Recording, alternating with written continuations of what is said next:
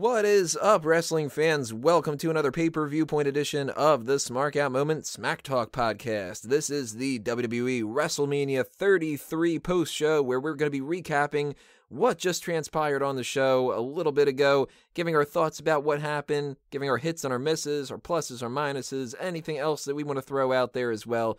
And the people that are going to be doing that tonight on this panel are, well, I have, of course, your host as always, Tony Mango, and joining me on the mic are Mike Payton. I'm feeling a little verklempt. We're going to talk amongst ourselves here. We're going to smack talk amongst ourselves. You going to give us a topic? I'll give you a topic. The boogeyman is neither a boogie nor a man. Discuss. Well, Kaylin Ferris here as well. What do you think about this boogeyman situation? This is news to me. I ain't scared of no boogeyman. Bring him on. Bring him on. That reference is totally lost on me. I don't know. Well, if you were in for a long show tonight when it comes to wrestling, we're not going to try to take as long when it comes to Smack Talk, but we will try to break down as much as we possibly can. The show itself went, what was it? It ended at maybe quarter after 12, something like that. It's like 12:10 or something, yeah. So this was over a full hour past the point of what we assumed that it would be, but I know some people are going to go between the two different sides of things here. I'm at least of the mindset, I like that. If they added an extra 45 minutes to it, I wouldn't have been like, oh my god, it's taking too long. If I like something, I want something to keep going, and I check out the special features on DVDs and the deleted scenes and stuff like that. What do you guys think? Was this a little bit too long? Was it just the right time? Could it have been a little bit longer? What are your thoughts? Well, first I have to ask you, because I know you know the stats on this. What is the longest WrestleMania? Is this the longest one, the 5.25 hour? I'd assume it has to be. I don't know. What I was thinking. I don't know for sure, but it has to be either this one or one of the more recent ones. The funny thing, really fast. I was going to say the funny thing about this, because I was enjoying almost every single part of it. This was much easier to digest than a 3-hour Raw. Isn't it? Yeah. I thought to myself about like the second hour mark that I would get really, kind of just like, all right, we went through 2 hours of pre-show. Now we're on the second hour of the other show. Can this just end already? But I thought this was I was going to say a fun ride, but I probably should have said an ultimate thrill ride. Peyton, what are your thoughts on the time length? Was it Goldilocks scenario just right? Well, here's the thing. On top of that 5+ hours, we also had a 2-hour pre-show. Mm-hmm. And this is also after, you got to consider, we had NXT last night, Hall of Fame Friday night, plus whatever other festivities you may have been partaking in. And we still got 2 more nights of Raw and SmackDown. Uh-huh. Yeah. So you do have to take all that into consideration. That being said, it's not atypical for these shows to be long. I mean, even in Japan, when they have their Wrestle Kingdom shows, those shows go for 7-8 hours as well. Half of it's dedicated to anime characters. Well, ours is dedicated to shitty musical performances, so who are we to judge? Yeah, that's true. I think it was fun. There was nothing on this that felt like filler. I like that all the matches on the main card feel like they got the proper amount of time. As far as this being the longest show, if you kept the pre-show and all that, yeah, I'm pretty sure this equals the longest time, except for what I believe was WrestleMania 2000, because that's when they did that WrestleMania all day thing. So that's probably the longest WrestleMania celebration that they did, or presentation that they did. Now, I'm going to, later on when we start picking about the different matches, I'm going to disagree about one thing that you mentioned, which was that all matches had the right amount of time, because there's one that I think that got shortchanged here, but we're going to get to that very later on in the mix. I think I know which one you're going to say, but go ahead. Let's start off with the kickoff, the pre-show in general, just the full 2 hours all lumped together. We've got 3 matches on the card, and we've got the standard, social media lounge and the pre-show panel, which I like the pre-show panel. It was Shawn Michaels, Jerry Lawler, Booker T, and Renee Young, and a little bit of Lita in the mix too. And our social media lounge was Paul Heyman, Maria Menounos, and Charlie Caruso. I don't remember them doing anything else other than the matches in that. Were there anything else that I might have missed out on, or that I'm forgetting that you guys can remember? Nothing important and memorable. Just a couple video packages and stuff, right? lot of video packages, a lot of talking. They had some interviews with Sam Roberts in the crowd, which was kind of, always cool to hype up and build the community experience, but nothing we really need to talk about. Yeah, I mean, that's the kind of stereotypical of the post shows, the pre-show kind of stuff that we do, and that's fine. They should be kind of given that atmosphere of like, settle down, get your chips, start talking about what you're going to order for food later on. Everybody's starting to kind of funnel in and get their seats situated and stuff like that. But they had the Cruiserweight Championship match on the first hour of it, Neville retaining against Austin Aries, which I was a little bit surprised about. I thought Aries would end up winning this. What did you guys think about the match? Good? Bad? Yay? Middle? I enjoyed the match. I was not surprised that Neville retained because I think he was the right man to win, and that was my prediction. They put on a hell of a match, and I enjoyed it. I think it was right on the pre-show. I think being on the main card might have felt a little wedged in, but I think that was a great one to open up the show with. I was a little perturbed when they moved this match to the pre-show, just because I feel like these guys deserved a stage where there's going to be a lot of people. And I think about, what's forever, I think, going to put a bad taste of the pre-show matches in my mouth is that Ryback Kalisto match that we had last year where just nobody was there to see it. Mm-hmm. I think these guys fared a bit better. And I think a lot of that is due because last year they had that whole ticket hold up thing. Yeah. That was so I don't think that hurt them. These guys had a good match. I'm a little surprised by the decision. And the reason why I think they actually ended up doing this, I think they put this first above everything, is so they don't need to change those ropes so goddamn much. Yeah, I figured that this would be the first match of the night. Yeah. I was a little bit surprised at how quick it came on, though. Like, I thought that they would maybe wait like another 20 minutes before they would have done it. But, I mean, that's not a big deal or anything like that. It's not like it was like, well, this has to go on at 6:08, or something like that. I thought all the matches were going to be in the second hour. I kind of thought so, in the too. First hour. That's what I kind of thought. I figured they might start it at like the very tail end of the first hour and just kind of like carry it over. But then I forgot that the second hour was going to be broadcast elsewhere. So they probably wanted to separate it like that. And they did separate it, actually. They had like at 6 o'clock on the dot, they were pretty much like, okay, welcome everybody to the kickoff. And it was like, yeah, what the hell have I been watching for an hour then? Right. You got the King of the Cruiserweights retaining the title, and Austin Aries put up a good fight, so I wouldn't be shocked to see this continue a little bit, and I'm pretty sure that most people, at the very least, even if they don't follow 205 Live, will probably be cool with it continuing on, whether they have it singles, or they add another person into the mix, or, I mean, nobody's going to really complain about this match, right? Pretty good. Yeah. Aries got busted open during that one, didn't he? I mean, it wasn't gushing blood, but it looked like the back of his head was bleeding. I either didn't notice that or I completely forgot about that. Or maybe I'm just imagining things. I didn't notice it. Old man Kalen. I think I see some blood. Now, that took us into the second match of the pre-show, the first one of the mid-pre-show, or whatever the hell they would call that section, which was the Andre the Giant Memorial Battle Royal. And they did what they've been doing before, where most people don't get an entrance, but a couple people did. Big Show and Braun Strowman. Actually, this might have been the only two people that I'm thinking about. Those are the only two I remember, yeah. But, I mean, if you're going to give those two entrances to nobody else, it makes sense. Yet, at the same time, they got knocked out very early on. Mm-hmm. And first off, I was shocked. And second, kind of pissed. I wanted Braun Strowman to win this. And I thought if Braun Strowman wouldn't, that maybe a Sami Zayn one would be okay, but I would have been okay with a Big Show one. Tony, you see, what we did is we built the Andre the Giant Memorial Battle Royal around the big guys, just like Andre the Giant. So we had two of them in there and made it like it was going to be them, but then, swerve! We made it the stupid little guy with the freaking hype attitude. Well, there is so much to talk about in this match. I mean, I will throw one thing out there that I thought I was going to be somewhat correct in, and I was just a little bit off. I thought Simon Gotch would have gotten that first elimination. Yeah. I think he was second. He was third. It was Primo, and then I think Kalisto, and then Simon Gotch.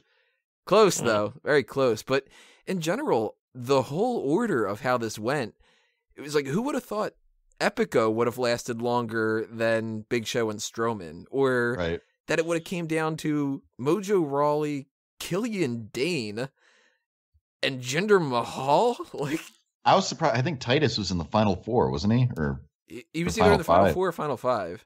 Yeah, he was down there. Yeah. At one point, I thought Apollo Crews might win. Once Strowman went out, I was like, "Oh, this must be Sami Zayn's to win." Mm-hmm. We never got a Samoa Joe appearance throughout the night, so in retrospect, I was like, "Man, that could have been a good spot for him to win this, or at least do something on the card." And the big story, of course, Mojo Rawley wins with a little bit of help from Rob Gronkowski. Who? Some dude. I think he's calling a him the Gronk. Player. Yeah. Sounds like Pull the lever, Gronk. Well, WWE got what they wanted with the whole photo op, and they're going to get tons of ESPN coverage and CNN coverage and all that kind of stuff. So, do you guys think it's worth it? Meh. It was a gimmick. I don't know. I don't follow football, so it didn't really mean much to me. Neither do I. I never heard of this dude until Mojo Rawley started talking about him. Well, let's put it this way. He was on the team that won the Super Bowl, so if nothing else, there's that. Was he is he good, actually? I've heard his name one before. Of these dudes? I honestly, I don't know. I know I've heard his name before, so that's more significant than most football players. Well, what do you guys think about Mojo Rawley winning, though? Like, what the hell? Why? I don't get this. Not my first choice or my 30th.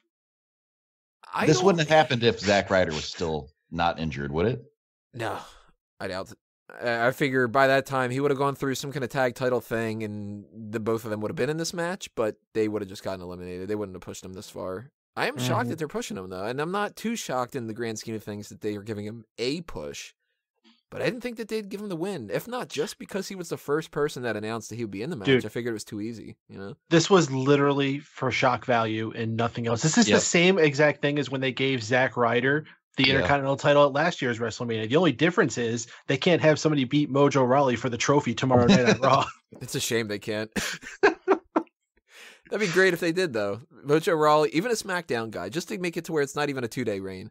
He just comes out on Raw and, I don't know, Samoa Joe or Braun Strowman or whatever, just kind of like, hey, can I challenge you for, they didn't engrave that in there yet, right? Have they? And he's like, no, I'm hyped. And they're just kind of like, yeah, let's just put that on the line real quick. One punch knocks him out, whatever.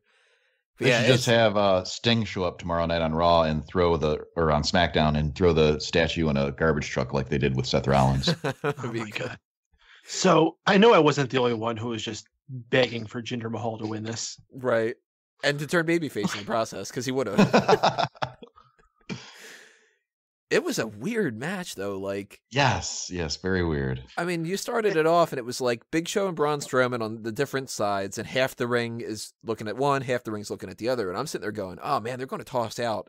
We have 32 people in the match. We're going to get down to 15 in the next couple of seconds. About a minute and a half later, Big Show's out, and I'm like, oh, they're just giving Braun Strowman the big spotlight. That sucks for Big Show. Then Strowman gets out, and I'm like, the fuck is happening here? And then the next thing you know, it's like Ziggler's out, and Zayn is out, and whatever. And I'm like, why is Epico still in here? Why is Jinder Mahal in here? What the hell's happening? Is this Bizarro land? As bizarre as it is, under the circumstances, everything also made sense. That they would team up on the big guys and stuff. Yeah. I mean, I can't fault that logic. But it's so weird. It was like, if you would have told me ahead of time, first off, I didn't even know that Killian Dane was supposed to be in this until that was starting. Mm-hmm.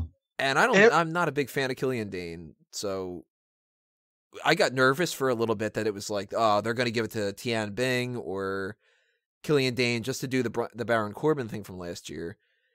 But if you would have told me that they would have won a week ago, I would have been like, okay, that makes more sense than Mojo Rawley and Jinder Mahal in the final two. Yeah. I know. If anybody would have picked Mojo Rawley to win this thing, we would have made fun of them mercilessly, and they would have deserved it because that's ridiculous. Guys. I think Mojo's got a shot. I'll give Dace a little bit of credit here. He was like, I hope that Mojo Rawley wins just because he's an extension of Zack Ryder. Fuck. And you know what? I don't know for sure. I got to double check to see if he put it out there, but maybe Peter might have said something about Mojo, now that I'm thinking about it. Peter, if you did, let me know. Fucking savant, this kid. Well, do you guys think that this is going to lead anywhere to like a significant push for Mojo? Is he going to be like, Baron Corbin wins the IC title and then Mojo becomes the next IC champion after him or something? Or is this sort of the same thing with the other Andre the Giant Memorial Battle Royal winners where it's just going to fade into oblivion after a week? I think in 2 weeks, it's not going to have any significance at all. They'll probably mention it this week and maybe next week. But after that, it's going to be like it never happened. I have to disagree with you for one thing. I mean, you can't say Big Show disappeared into obscurity. And Big Show was already a made man. Yeah. But I mean, that they didn't get like any big pushes out of it, really. I think Baron Corbin did pretty well for himself. I mean, you really think Mojo Rawley's going to have a significant singles run? They like him. There's something they like about him. You know what? They're going to try. At this point, I'm going to have to switch up my title predictions for like, the whoever the next champion is and all that kind of stuff. I'm legitimately putting down Baron Corbin is going to be the next person that wins the IC title, and Mojo Rawley is going to be the one that beats him, I think. Ugh. I would have thought Apollo Crews a couple months ago, and they've dropped him like a fucking sack of potatoes. And Kalisto, man, what a shitty showing today.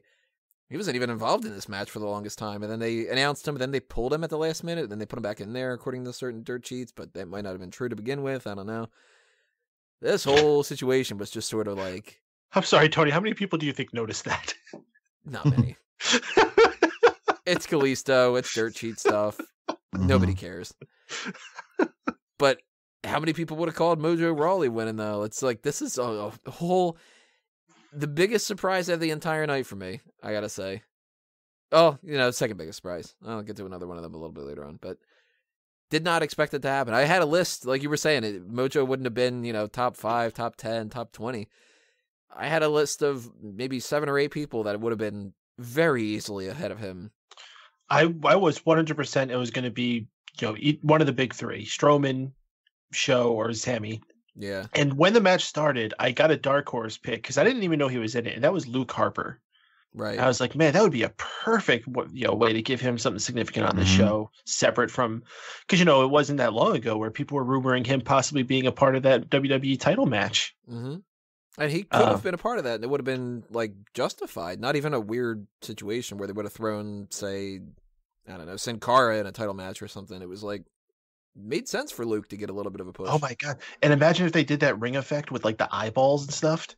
Oh yeah, he would have carried around a whole bunch of light bulbs to. I was hoping that he would have gotten a decent enough showing here, and he lasted somewhere towards the end. But yeah, when I saw Luke Harper was in it, I was really pushing for him. Of course, I wanted Sami Zayn to win. That was my pick. I think it would have.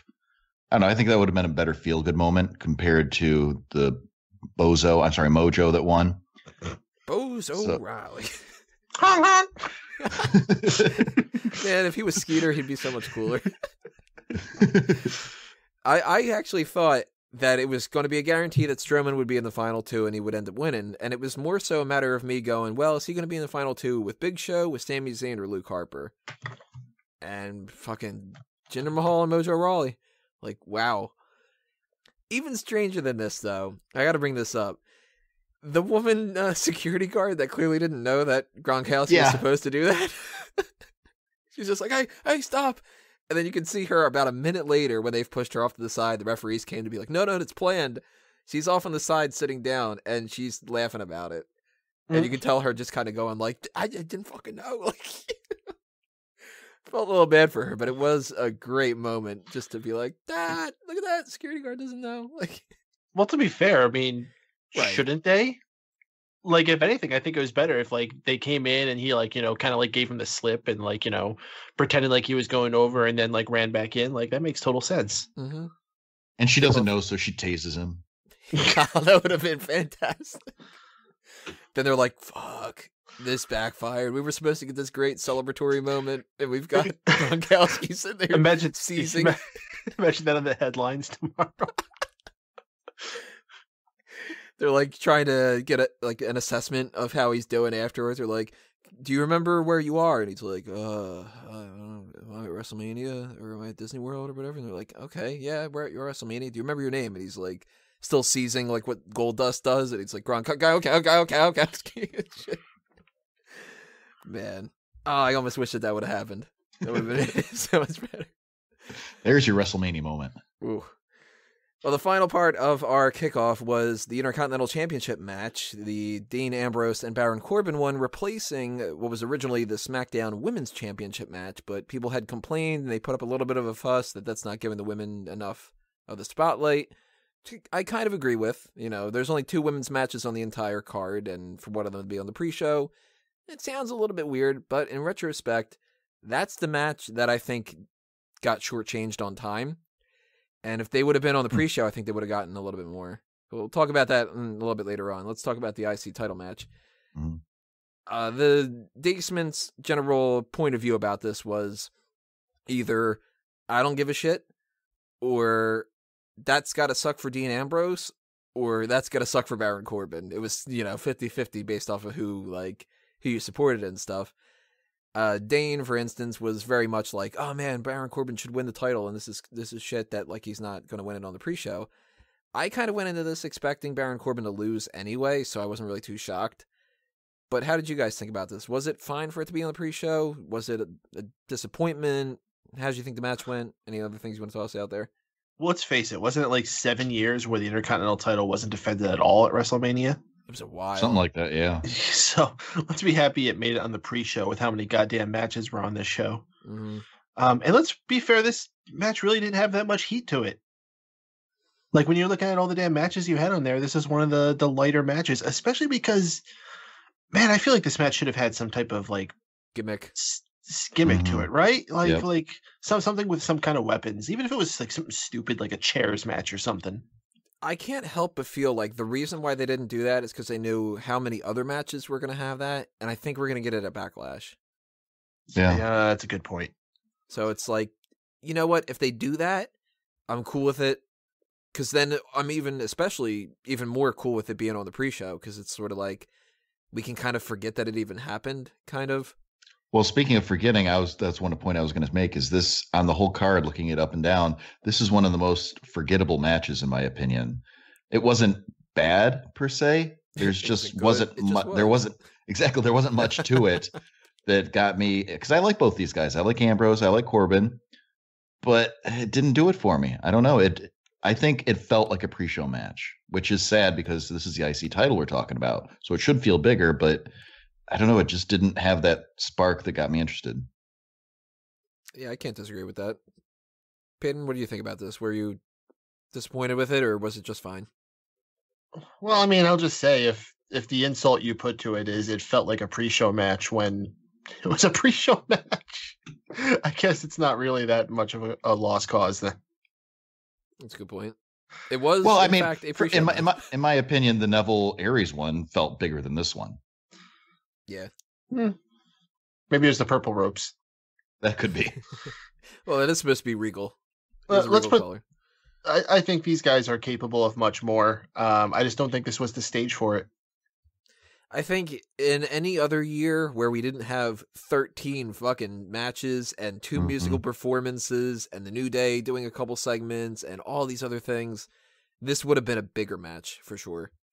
And it would have had some kind of false count anywhere stipulation or last man standing or something, which I'm pretty sure we're going to get. Like, it's got to happen. If it doesn't, I don't know what's going on in their brains. Yeah, when we were doing our predictions, I kind of figured that Ambrose would retain here. We'd see this feud go on, and then maybe Corbin picks it up next time. Yeah. So that's what I think they're going to do. Just going to draw it out a little bit longer is all. And then he drops it to Mojo. That is very possible now. Or I wouldn't have fucking Gronkowski. I wouldn't have agreed yesterday, but now I wouldn't be surprised. I wouldn't have agreed a couple hours ago. Oh, don't say that. You know what's going to happen. Get prepared. Get the same level of expectations as you with Brock Lesnar and Goldberg. It's happening. No, because you know what? Honestly, I think they have bigger things planned for Baron Corbin. I thought we were going to say for Mojo Rawley. No, they like Mojo, but I don't think they have like main event plans in the future for Mojo Rawley. I think they do for Baron Corbin. Yeah, but you know what? I could see them having him win the title, keep it for a couple of months, maybe lose it around we don't know what the pay-per-views are going to be after SummerSlam and stuff, but probably Clash of Champions or so. And I could see Baron Corbin losing it around that time and losing it to somebody like a Mojo, but then in the process moving up to the main event where Mojo sticks in the mid card.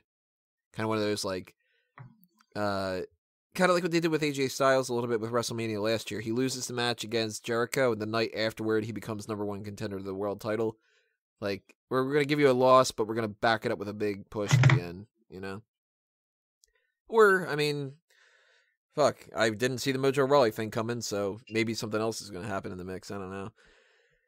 But that was our pre-show, which the only other thing I want to talk about in this kind of segment, even though it's not a pre-show specific thing, was the set and the stage. Because we had our first look of it through the pre-show, but throughout the night we had some other things that popped up here and there. And I know I'm going to lose track of it, so if I don't say it all in one shot, then I'm going to forget about it. But how good looking was that fucking set? Oh, it's fucking gorgeous. Mm-hmm. I've seen a lot of people saying it's their favorite of all time, and it might be. It's freaking gorgeous. I can't argue with it. That's the thing. Yeah. I think in the grand scheme of things, I'd have to give a little bit of a slight edge to the play button. Like, that ramp was really cool and everything, but I've always loved the Universal Studios logo in general, and the theme even to it. And to have that WrestleMania wrapping around there, that looked really great. And then they've got that ramp, which the ramp itself looked a little bit weak at first until I noticed that they could do all this crazy shit with it. I mean, we had Seth Rollins push the little torch down, and then it's like, oh, he's like setting it on fire, and we have the Viper. Dude, the snake. The snake was so cool. The snake was beating Randy Orton over and over, and they had to keep stopping it. I thought it was pretty funny. And Roman Reigns punching it, and then it gets all cracked. And oh, that was great. I like that one. All that kind of stuff. The pyro tonight was amazing. The lighting in general was great. This was just fucking beautiful. Apparently it cost, what, $5 million to do this? That's what I'm hearing. Yeah. I don't have those figures. If that's true, I mean, I've got to assume it. They had a little bit of like some tax cuts and stuff from being in the area, but it's fucking worth it. This was beautiful. Oh, this was great. Well, I mean, all the towns bid on WrestleMania coming there, and they're pretty much funded. Like exactly. they don't pay a lot of money to run these shows in these areas.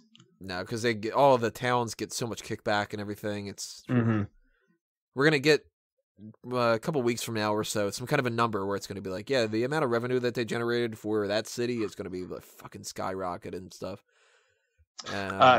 Stage was gorgeous. I liked the roller coaster motif. I bet some people are upset that there wasn't like actually a car there, but I think it's fine how it was. I wish somebody would have rode the roller coaster at some point. An underappreciated thing that I'm seeing people not mention, the fucking entrance cove. Like, it was just really cool the way that it was curved in there and it had the screen in the back there. It kind of reminded me of the old SmackDown entrance cove, where it had like that circular, like you're inside a dome. Vortex kind of. Vortex, yeah. I could see that. You know, the part of the night that I started to notice that actually was Sheamus and Cesaro's entrance. Oh, yes. How cool was that? Yeah, that was good. That was good. I gotta admit. And I also am a little bit disappointed that they didn't utilize it, but I can understand why, given the circumstances. That ring on top of the ring, I was just like, that's so cool, even though it's so gimmicky and stupid in general. Well, I will say this, that during the day, it did look a little goofy. I mean, I loved it. But I could see what people say it was goofy, but at night, it was beautiful with the lights on the ropes and everything, dude. It was gorgeous. It was a good way to keep the rain out if it would have rained too, instead of just having some kind of generic tarp over it or something like that. They've been getting pretty creative with those canopies over the years. At this point, like next year, what are we gonna do next year? You know. Where are they going to be? They're going back to New Orleans? Oh, boy. New Orleans. Mm. Good luck. Yeah. The only other thing, set or stage-wise or whatever, that I wanted to mention, which it only applies to one match, was the Bray Wyatt, Randy Orton bug thing. Well, they did utilize that screen a lot throughout the night. Like, I remember when Naomi came out, it said "Feel the glow in the ring," and... Mm-hmm. That was a gimmick they used multiple times throughout the night, but that was the most prominent because it just came out of nowhere mid-match. It wasn't a screen; it was just a projection, right? Yeah. Well, that's what I'm saying. It was like using the mat as a screen. Yeah. Right. Gotcha. Like a chroma key kind of thing. I'm of the mindset that it was cool the first time I saw it. By the fifth time, I didn't care anymore. Oh no, I thought it was awesome every time they did it. Oh yeah, me too. I thought it was an escalating thing. Like the first time was cool, second time was cooler, third time was even cooler. Like I loved it. By the third or fourth time, I was sitting there going, all right. Like, but it's still a really cool idea. It's still a really awesome thing that they added into the mix. I think it would have been a little bit cooler if they would have just only used it one time, but I mean, I can't really complain about that. It's not like it's like too much of a good thing, kind of, you know what I mean? But let's start getting into the main show here. This will take a while. AJ Styles versus Shane McMahon was the first match of the night, and at first, all of us were sitting there going, "They're going to start off with this." Well, in retrospect, Exactly. Yeah, Yeah. like, you know, Yeah, that's the same thing I said. Important matches on the card. Of course, they were going to start off with this. You know, as soon as they started hyping this one, I'm like, "Wait, this is the opening match on the main card." Mm. But it fit. Yeah. Here's my thing. I think they wanted to start off with one of the important matches. Right. And the reason why I don't think they went with one of the other ones is because a lot of those matches needed to be in the dark. You know, Undertaker had to come out in the dark. Bray Wyatt had to go in the dark. Wyatt to come out in the dark. Goldberg and Lesnar had to be later on in the show. Naomi had to come out in the dark. Mm-hmm. So it had to be either this or the ladder match, and they went with this. And I don't think it was a wrong decision. It was a little surprising. No, I think it was a great decision. Mm-hmm. It you know, I'll say one thing. The show kept me on the edge of my seat. And that was just another example of it. Just one of those things where it's like, huh? Okay. I wouldn't say it kept me on the edge of my seat, but at the same time, I was never bored. No. This entire night, I wasn't bored at all. And we've had so many different pay-per-views that have been significantly less time, and I've been sitting there going, Jesus Christ, can we just hit 11 o'clock already? I want to be fucking done. Even the matches that I didn't really enjoy the most out of this, I was still sitting there having fun watching it, bullshitting around, eating some pizza, and just sort of taking it all in and stuff. So this match I thought was going to be worse than what it was. I actually enjoyed it quite a bit. Yeah, this one exceeded my expectations. I was not expecting, because the commentators even sort of said, you know, you don't want to wrestle, or how'd they say it? You want to wrestle a fighter and fight a wrestler. Yeah. Because their styles are very mismatched, but yet they were able to put on a hell of a show. Yeah. Do you guys think they figured out a way to do the usual coast to coast and the elbow drop and all that? I was glad they worked that in. About it. Yeah. Yeah, and it was cool stuff to do without being too dangerous. You know, like a lot of the stunts people were saying they were expecting Shane to do, like jump off the roller coaster and jump off the ring that's above the ring. Yeah. I'm not gonna lie, I was kind of hoping that he would have done something like that. But it's Shane, so that's really not outside of the realm of possibility. It's not, but I'm glad he reserved. Right. Well, he would have died. So. But it would have been kind of cool to see him ride the roller coaster, and then that leads into the coast to coast or something like that. I wouldn't have denied it. The coast to coaster. Yeah, roller coaster coast. But I did like this quite a bit, and I think that the way that they handled how they did the ref bump was a little bit weird, but I mean, you got to have a little bit of suspension of disbelief. It was like Mike Chioda was like rolling sideways and stuff, and the typical thing where it's like the referee gets pushed aside and he's knocked out until somebody goes, "Hey ref, I got a pinfall," and then he's like, "Oh, okay," like that kind of a thing. He took a pretty stiff shot, man. I don't know, that was all believable to me. I mean, after that, when he was like rolling to move out of the way of the coast to coast and stuff like that, that was the part that I thought was kind of funny. Well, they had the medical staff on him. They probably pulled him. Yeah. Either way, it's not going to hurt the match. I liked it quite a bit. Would you like to see this go in any particular directions? See, that's what I'm wondering. What are they going to do now? Because he beat him, so where do they go from the storyline perspective? I don't know. Shane fires him. It could be like, and then Shane he goes to Raw, switches him over to Raw because it's like, well, we can't get along anymore. Or is it like, you earned my respect a little bit, so let's keep you hanging around? Or maybe even just comes out on SmackDown on Tuesday and it's like, all right, but I'm done with that and I'm going to move on to another feud or something. You know what? I can see him saying something like, "You earned my respect," but then at the end of the day, a McMahon always gets the last laugh, and that's where he fires him. Yeah, I think he could do both of those. Be a little vindictive prick like Vince. I can see that being the case. SmackDown's going to be interesting for the first time in a while. As far as like the Raw after WrestleMania is always great. Usually SmackDown's kind of like, but it's SmackDown, who cares? Right. SmackDown's going to be probably just as much of an important thing as Raw is. So Yeah, some big surprises maybe. Mm-hmm. Our next match on the night was the United States title match. Kevin Owens against Chris Jericho. We got a new United States champion. I have to say, underwhelming finish, but I liked the match. Yeah, I would agree. Underwhelming finish, but overall the match was enjoyable. I'm glad that Owens won. I'm glad that Jericho put up a fight. There's a lot of good back and forth, but I would have been really disappointed if Jericho would have won. I would have been really disappointed. No? I would have been okay with it, because I think he's going to stay around just a little bit longer. At least till Payback, I think. Yeah. Where were you leaning on this, Peyton? Were you like good enough if either one wins, or kind of hoping for one or the other? To be honest, by the time we were getting to the end of the night, I was kind of trying to recap some of the show in my head, and I couldn't remember much of this match. Out of everything that's gone on tonight, I don't think it's necessarily anything was wrong with this match. I just, there was so much info to take in tonight. I don't have a lot of memories of this match. I remember actually being kind of bored during parts of it, especially the first like 5 or so minutes of it. I remember being dreadfully bored. I was expecting this to be one of the best matches on the card, and now I don't think it was. It was enjoyable, but I don't think it was in the top third of matches. Yeah, I can't disagree with that. I wanted this to be better than what it was. Mm-hmm. Not to say that it was bad, but given the way that their feud has gone and how great both of them are in the ring and the chemistry that they've had on the mic and stuff, I kind of expected it to be a little bit better. But I also kind of think maybe the reason why that's the case is because it wasn't given that pomp and circumstance. I think it might have been because Chris Jericho got that ankle injury. So many people bought into that. I got so many like stupid tweets and messages and emails and stuff where people are like, you didn't update it to say that Jericho's not there. And it's like, you fucking idiot, it's April Fool's Day.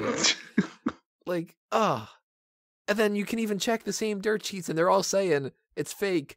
Google image search. And then people are going, yeah, I don't know if I believe those dirt sheets. And it's like, you're not going to believe the wrestling websites. You're going to believe the Jericho thing and all that. Like, you people. You make me laugh. But I did expect it to be a little bit better. And if they have another match, I think that the next match will be better, actually. I would hope so. I'm thinking it's sort of the same situation as Baron Corbin, Dean Ambrose. Kind of like Payback and Backlash. If they have another thing going, I'll put a little bit more focus on those kind of things. They got lost in the shuffle a little bit tonight. You know, that's all well and good, but whatever happened to WrestleMania being like the chapter ender? Like that was supposed to be like the end of the season, figuratively, right? Like, right. You know, the night after is when you restart the next season or the next fiscal year, or however you want to describe it. The next fiscal fisticuffs. Could happen. Maybe they're just moving it on. I mean, we don't know how long Jericho is going to be still hanging around because he could be on Raw tomorrow. He could be gone for good. Or not for good. I mean, he'll show up again. But last I would expect I to see him had tomorrow. seen anything about it, it was that he wasn't going to tour until like May or so. But he's going to need a little bit of time to prepare for that and stuff. So I wouldn't be shocked at all if he doesn't appear anymore. But I do think that he's going to wrestle at least on Raw tomorrow night. If not, have his send-off be at Payback. I do have to give a shout out to his light bright scarf that he had. That was great. Because after it was Dean Ambrose who destroyed his jacket, right? Yeah, Dean Ambrose destroyed the jacket. So he hadn't used that in a while, but then he combined that with the scarf, and it was great. He's going to have to start adding some lights to the list for the future. It's going to be a light up little thing. This is the list of Jericho. I like the huge list that was on the stage when he was coming out. That was great. And I like the new countdown. Where the countdown is like numbers on the list. I didn't notice that. Oh yeah. Was it like if he would have like written it, like that kind of thing? Yeah. It was like it was on David like Letterman top 10. Yeah. Yeah. I'm gonna have to go back and check that out. I noticed the scarf, but I didn't notice the list things. So that's something for me to look back on. So it's that like kind of stuff is always cool. huge blow up list in the back, kind of like the Bootios box that they had. I didn't see that. How did I not see that? I don't know. It was pretty goddamn big. Maybe I was typing something out at the time or whatever. It was static, which was the only thing. compared to his like really like the light up all the busier scarf. things. It's really yeah. Oh, that took us into the Fatal 4-Way Elimination Raw Women's Championship title match. So many, like, the way that they had to list all the matches tonight took fucking forever. Everything was like 5-time elimination, tag team, title, whatever. It's like, it goes on forever. Which, oh, by the way, that beginning of the night where they were going through like the roller coaster footage, I feel like it was going on for like 8 minutes for everybody else too. It was, yes. It was going on for so goddamn long. It's like, really, are they going to mention every single match? Come on. Right. Oh, and yeah, we totally skipped over this. What did you guys think of? Oh, I fucking forget how they pronounced her name again. Tanahashi? Is that it? Singing "America the Beautiful." Not the worst rendition I've ever heard. Not my favorite either. It's all right. Thumbs up until she started going, and I'm like, oh god, she's doing that crap again. Hate it. But let's talk about the women's title match here. I have to admit this was better than I thought it was going to be, to a certain extent, because I'm not a big fan of two of the people that are in this match, and I know which two. Yeah, they're both Nia Jax. Yeah. Oh, yeah, and Jax. I did like how they ganged up on her at the beginning, and that they made her seem like she was a strong woman, like the way that she should have been, you know, ganging up on people that are a third of her size and stuff. They played that part well. And yeah, I agree. I think it was right how they had her be eliminated first, and that it took all three of the other women to eliminate her. Because go ahead. Well, that's fine that they did that, but what was her purpose of being in the match then? Yeah. Like, if she had, like, maybe did something where she caused one of the women to, like, have, like, I don't know, like a knee injury and that affected them later in the match, at least she would have had a purpose. I'd say it's just to make her look strong going forward because, oh, look, she's a formidable opponent. You know, maybe she's going to be the next challenger for Bayley's title. Because, oh, look, it took three of you to take me down. Now it's just one-on-one. I don't know. Mm-hmm. She'll cut some shit promo on Raw to be like, it took three of you, and I'm not like most girls, so... I'm going to eat a Snickers. I shouldn't make this joke, but I want to. You know the whole thing on roller coasters where it's like the height limit and the weight limit? Tony, you're better than that. No, I'm not. I think it's funny. What is up with Bayley and later on Alexa Bliss too? The champion comes out first? Yeah, not a fan of that. It really doesn't matter. Like, it doesn't, but at the same time, it pisses me off that it was like, let's give Charlotte the big entrance, and I'm like, they have such a big boner for Charlotte. They do, but you know what, man? Charlotte is the best woman they have. I'm shocked she didn't win this match. I thought for sure she was winning this. When she came out last, and she came out looking like a goddamn peacock, and they got for all that pyro, I was like, dude, the freaking fireworks were beautiful. They were great. Ric Flair got fireworks like that once in his career, and that was at his retirement. Mm-hmm. Like, goddamn. She looks like she is the biggest star, but that's also because they make her the biggest star. I think she's earned that spot. I don't think that's fair to say. She is by far the best woman on that entire roster. Like, I don't think anyone else even comes fairly close. There's a lot of other good women, not to say that she's like everyone else's shit, but she is a level above. She is a freak of nature, dude. That freaking corkscrew she did in this match. That was great. Her timing, like, she's not always good, but her promos are actually a step above any of the other women generally. She really is something special. And I know they're trying to rush her to get all those title wins, which is why I'm shocked she didn't win this match. I'm very surprised, and I will say another good thing about this match that I thought that they pulled off really well, even though it went against what I would have wanted them to do, because I wanted it to be Sasha and Bayley at the end, just because I'm pretty sick and tired of Charlotte, and I think that would have been a better kind of one-on-one, but the way that they took Sasha out of the match, I liked a lot. The way that she hit that turnbuckle that was exposed. Yeah, that was like bang, and it was like, that really felt like she hit with a lot of oomph, and, you know, I mean, we all know that this stuff is fake, but some of the actual physicality is real. And we know that she wasn't actually getting knocked out and stuff, but I was just like, damn, she sold that really well. That was great. That was one of the best, like, it's not a big spot that people are going to remember too much, like, you know, stuff that happened to the Raw Tag Team titles, but I was like, that was one of the most fluid, well-performed spots of the night. And the corkscrew, too. The corkscrew was fantastic. That was, like, picture perfect. And it's good because I like when you have these elimination-style matches, not every elimination should end with a finisher. Mm-hmm. Yeah. There should be something that's a little different that takes you by surprise. And I think that was perfect timing with that. Especially in WrestleMania when we're used to people kicking out of finishers left and right. Yo, and speaking of entrances, can we talk about Sasha Banks being driven down to the ring by the Six Flags old man? I made a joke at first that was going to be DDP. I figured it was going to happen. But then it was like, oh, this is just like, is that James Ellsworth? But if they cooked him in a microwave a little bit, you know? I don't know who that guy is, but, you know, a couple years from now, we're going to see that he trains in the power plant and he's going to have a big, bright career. He'll be in the Hall of Fame eventually. Wasn't CM Punk a part of that one year too? He did something like that. Mm-hmm. Yeah, for Cena's when he was doing the gangster motif, right? Was that one? He was in something. Yeah, it was WrestleMania 22. He came out on the car with the Tommy gun. Yep. Yeah, okay, Yeah, that's that's right. The Tommy gun one. Maybe of that's course, what CM Punk's looking like nowadays. You know, your girl, Alexa Bliss, came out there with, fittingly, Charlotte and Sasha for Triple H's entrance. Yeah. We'll talk about Triple H's entrance a little bit, too, because a lot of people loved that one. A little bit. I'm more on the fence about it, but that took us into the Raw Tag Team title match, which you start off with, I mean, we had some good entrances. We were talking earlier with the Sheamus and Cesaro thing. That was cool.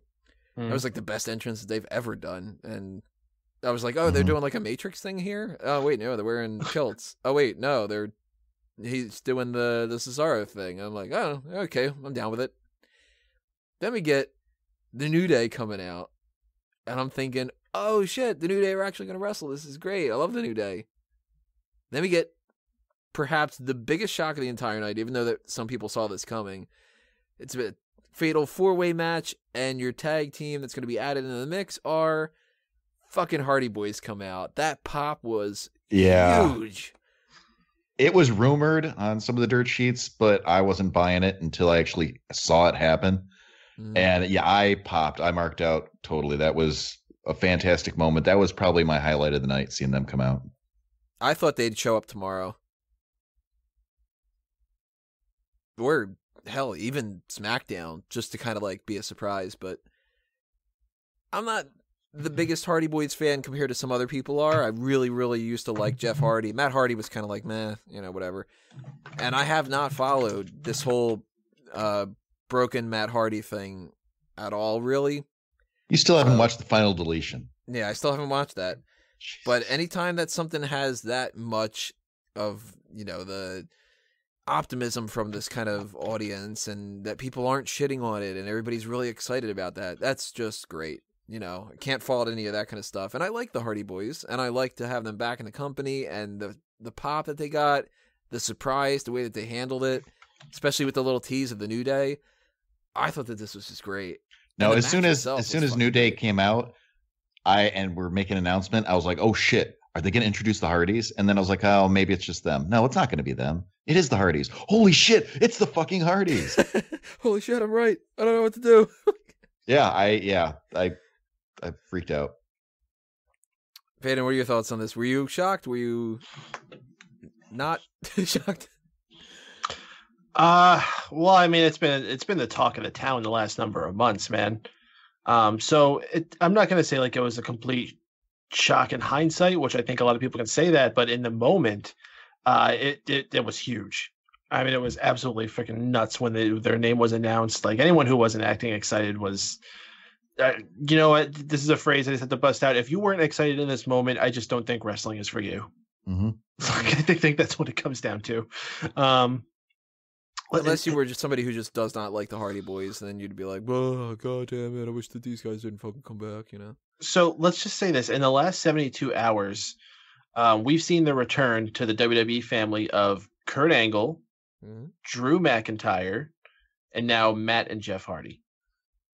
And who knows what's going to happen tomorrow night and Tuesday night. Well, I'm just saying these 4 guys a year ago were the top 4 names in TNA. Yeah. This poor company.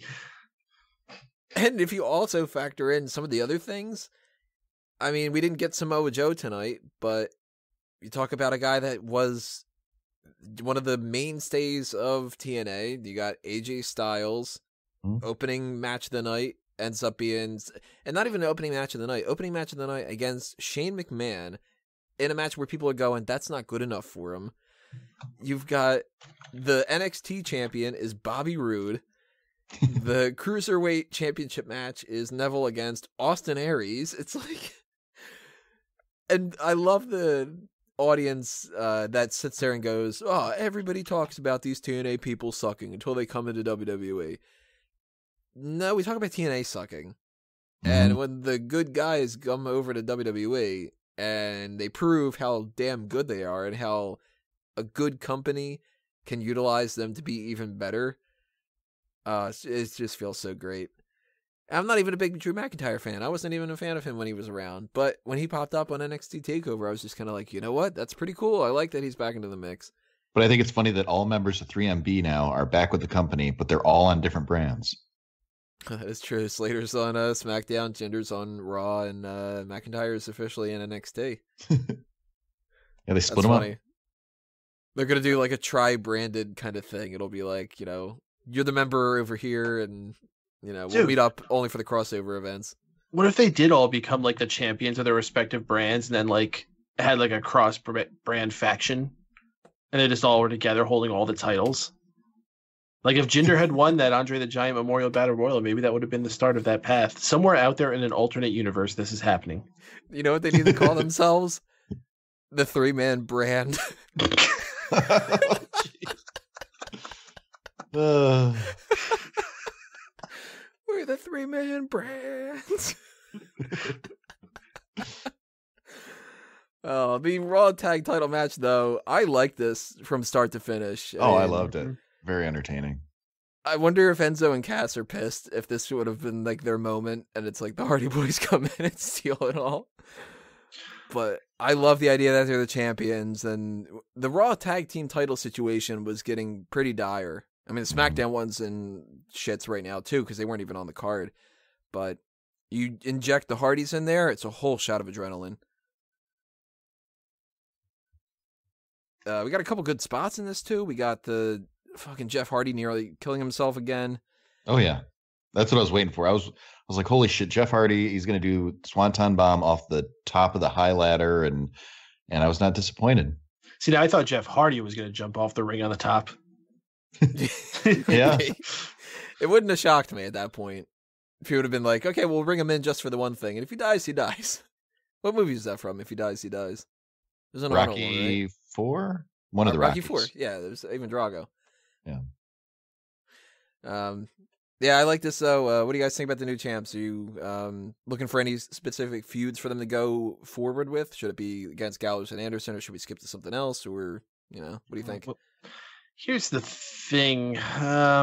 We got the Hardy Boys, not Broken Matt Hardy and Brother Nero. But they didn't talk.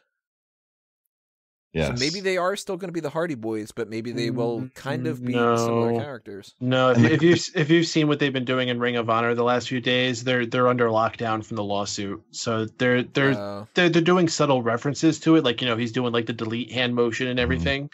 But he can't call himself Broken Matt Hardy. You know, Brother Nero completely shed the entire outfit and character. He's just Jeff Hardy. All right. Well, obviously, there's no Senor Benjamin. But I did love how the whole crowd was going on with the delete chants, and I think Matt Hardy was even saying delete. They're not going to be able to escape that. Oh yeah. I mean, we're talking about Husky Harris chants for Bray Wyatt for a long time, and I think this just needs time. I think WWE will either out-lawyer them, or they're just going to give them a bunch of money, and they're just going to be able to do it. Like this whole thing is stupid, and I think they just need some big boy people to take care of this, and WWE will be those big boys. I could see that being how they just revitalize themselves in a couple of months. Just sort of ride the wave of the Matt and Jeff Hardy thing, keep the nostalgia going. A couple months from now, when people are like, yeah, I'm getting a little sick of Matt and Jeff Hardy, suddenly they turn heel or just snap or something. And then fucking you do everything all over again. Options. Yeah. You could do the same type of things that maybe the people that were only following WWE like me, I didn't see it. So if you replicate some stuff you did before, it's going to be brand new to me. And do you really think that they could possibly bring in Prince Maxwell? Is that the kid? That's the baby. No, see, I don't think that they're going to do Senior Benjamin and Rebby Hardy. She's not going to be in this at all. You cannot do it without them. Really? You cannot do it without them. It's an ensemble. They are vital characters to this. It's not just the broken Matt Hardy character. It is the entire group. They work together. Now, I'm sure the guy who played Senior Benjamin isn't doing anything. Or, you know what actually I think is kind of a funny idea? I saw Shelton Benjamin is healthy. Senior Shelton Benjamin. Oh, my God. Oh, man. I forgot about Shelton Benjamin. He should be popping up again real soon, so I'm really excited for that. I like Shelton. And if he's popping up as this Senior Benjamin thing, then I don't know what the hell to expect, but why not? I like him. Then we had one of the low points for me in the night. Oh, yeah. Which was John Cena and Nikki Bella against The Miz and Maryse. And I can't say that it was a low point in the sense of that I expected much more, because I didn't. No, I got exactly what I expected. That's one of the problems. And the only thing that I really liked about this, other than Maryse looking great, which that's no surprise, was that little section at the beginning where the Miz was just kind of playing up to the crowd. That was fun. And I did like how the crowd was obviously behind the Miz. They were chanting "Miz is awesome," and you know, I like when the crowd gives respect, not just anti-Cena, but pro Cena's opponent. Well, Miz has been gold. So absolutely. That's great. But I'll tell you what's not gold. Al Roker. Ugh. No, he's chocolate. Chocolate Thunder? Chocolate Thunder. What the fuck is that? Like, I get that it's supposed to be a joke. And it was just embarrassing. Jokes are supposed to be funny. Yeah. Well, I think it was supposed to be funny. He probably thought that would get a huge pop and... Oh, that's great. I'm going to call myself Chocolate Thunder and everybody's going to laugh and it's going to be a WrestleMania moment. And it was just like, who is this sad old man? And I like how the crowd was shitting all over him. I like how I would have to explain this to like people outside the country who have no idea who this guy is. It's like, oh, he's a weatherman. Yeah. There was a thing going around. Let me see if I can bring it up because I can't do it justice by not reading it. Is this little picture going around. I don't know who started it to begin with, but it was a great representation of just like the insanity of what's going on with this whole WrestleMania. It was, all right, here it is. It says, "Hi friends, WrestleMania is this Sunday, and I know that for non-wrestling fans it's a weird time. You hear so much about it in the media, but don't understand what any of it means. So here's a quick breakdown of some of the matches happening on Sunday so you can follow what the news is talking about. A swamp man is one of the champions currently. His opponent is a man who is a snake. The snake man got mad because Swamp Man beat him in a match once, so he pretended to become his servant so he could burn down his house. They are fighting for a belt. A big man tried to kill a smaller man with a forklift, so now they are also fighting for a belt. This one wrestler was mad because he didn't have a match booked for WrestleMania, so he threw his boss through a car window. He got fired, and now his boss decided to fight him at WrestleMania instead. These two guys were friends, and then one of the friends threw the other one a festival, but the other friend betrayed him by giving him a clipboard and throwing him through a TV. They fight for a belt this Sunday. You may know John Cena, so this should be easy to explain. A former real world star and his wife made fun of John Cena and his girlfriend, so they're all going to fight, and Al Roker is going to be the announcer for it. Simple, no belt even." It's like, how do you explain that kind of a thing? Yeah. It's just like... who you guys expected to see this year for WrestleMania? Oh, man, remember The Undertaker? Yeah, he's going to be wrestling, possibly his final match. And they've got this great guy named AJ Styles and Al Roker.